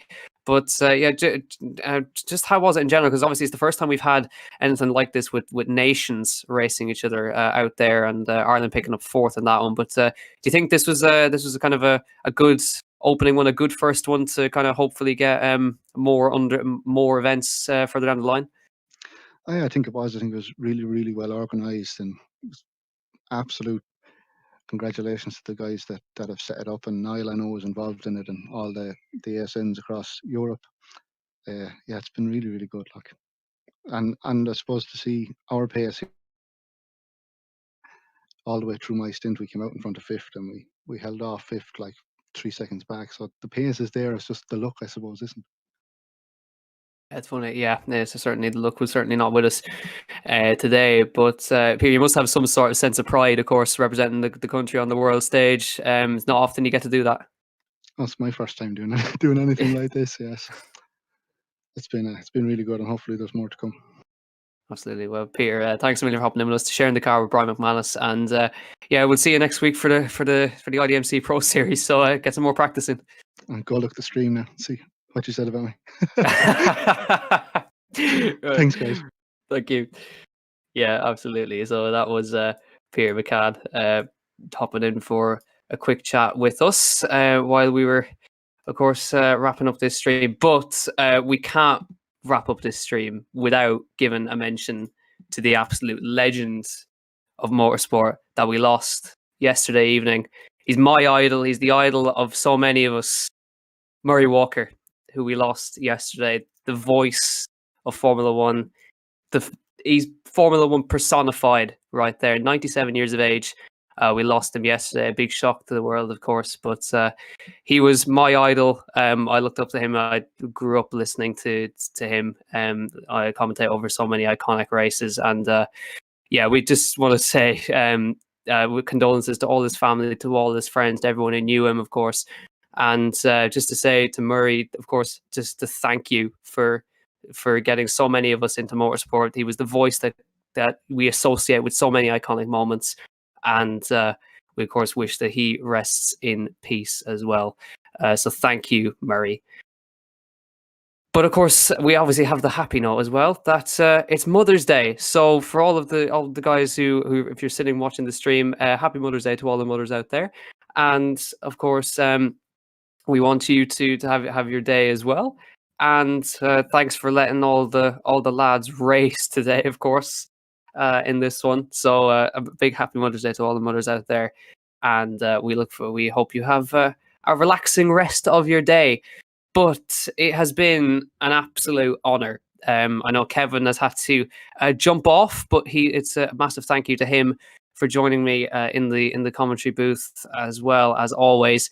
Of course, thanks to Race Spot for providing the stream as well, and of course, big thanks to Niall, who's been running the stream furiously in the background, trying to keep up with everything as well. So we look forward, of course, hopefully to even more events like this. There's your final tally of the points: Germany 570, Poland 444, Norway 399, Ireland 306, Denmark 171, and Iceland 78. But it's been an absolute pleasure. And of course, since it's Germany taking the win, I think we can say Auf Wiedersehen and Slán go fóill. Thank you very much for watching. We'll see you soon. Bye bye.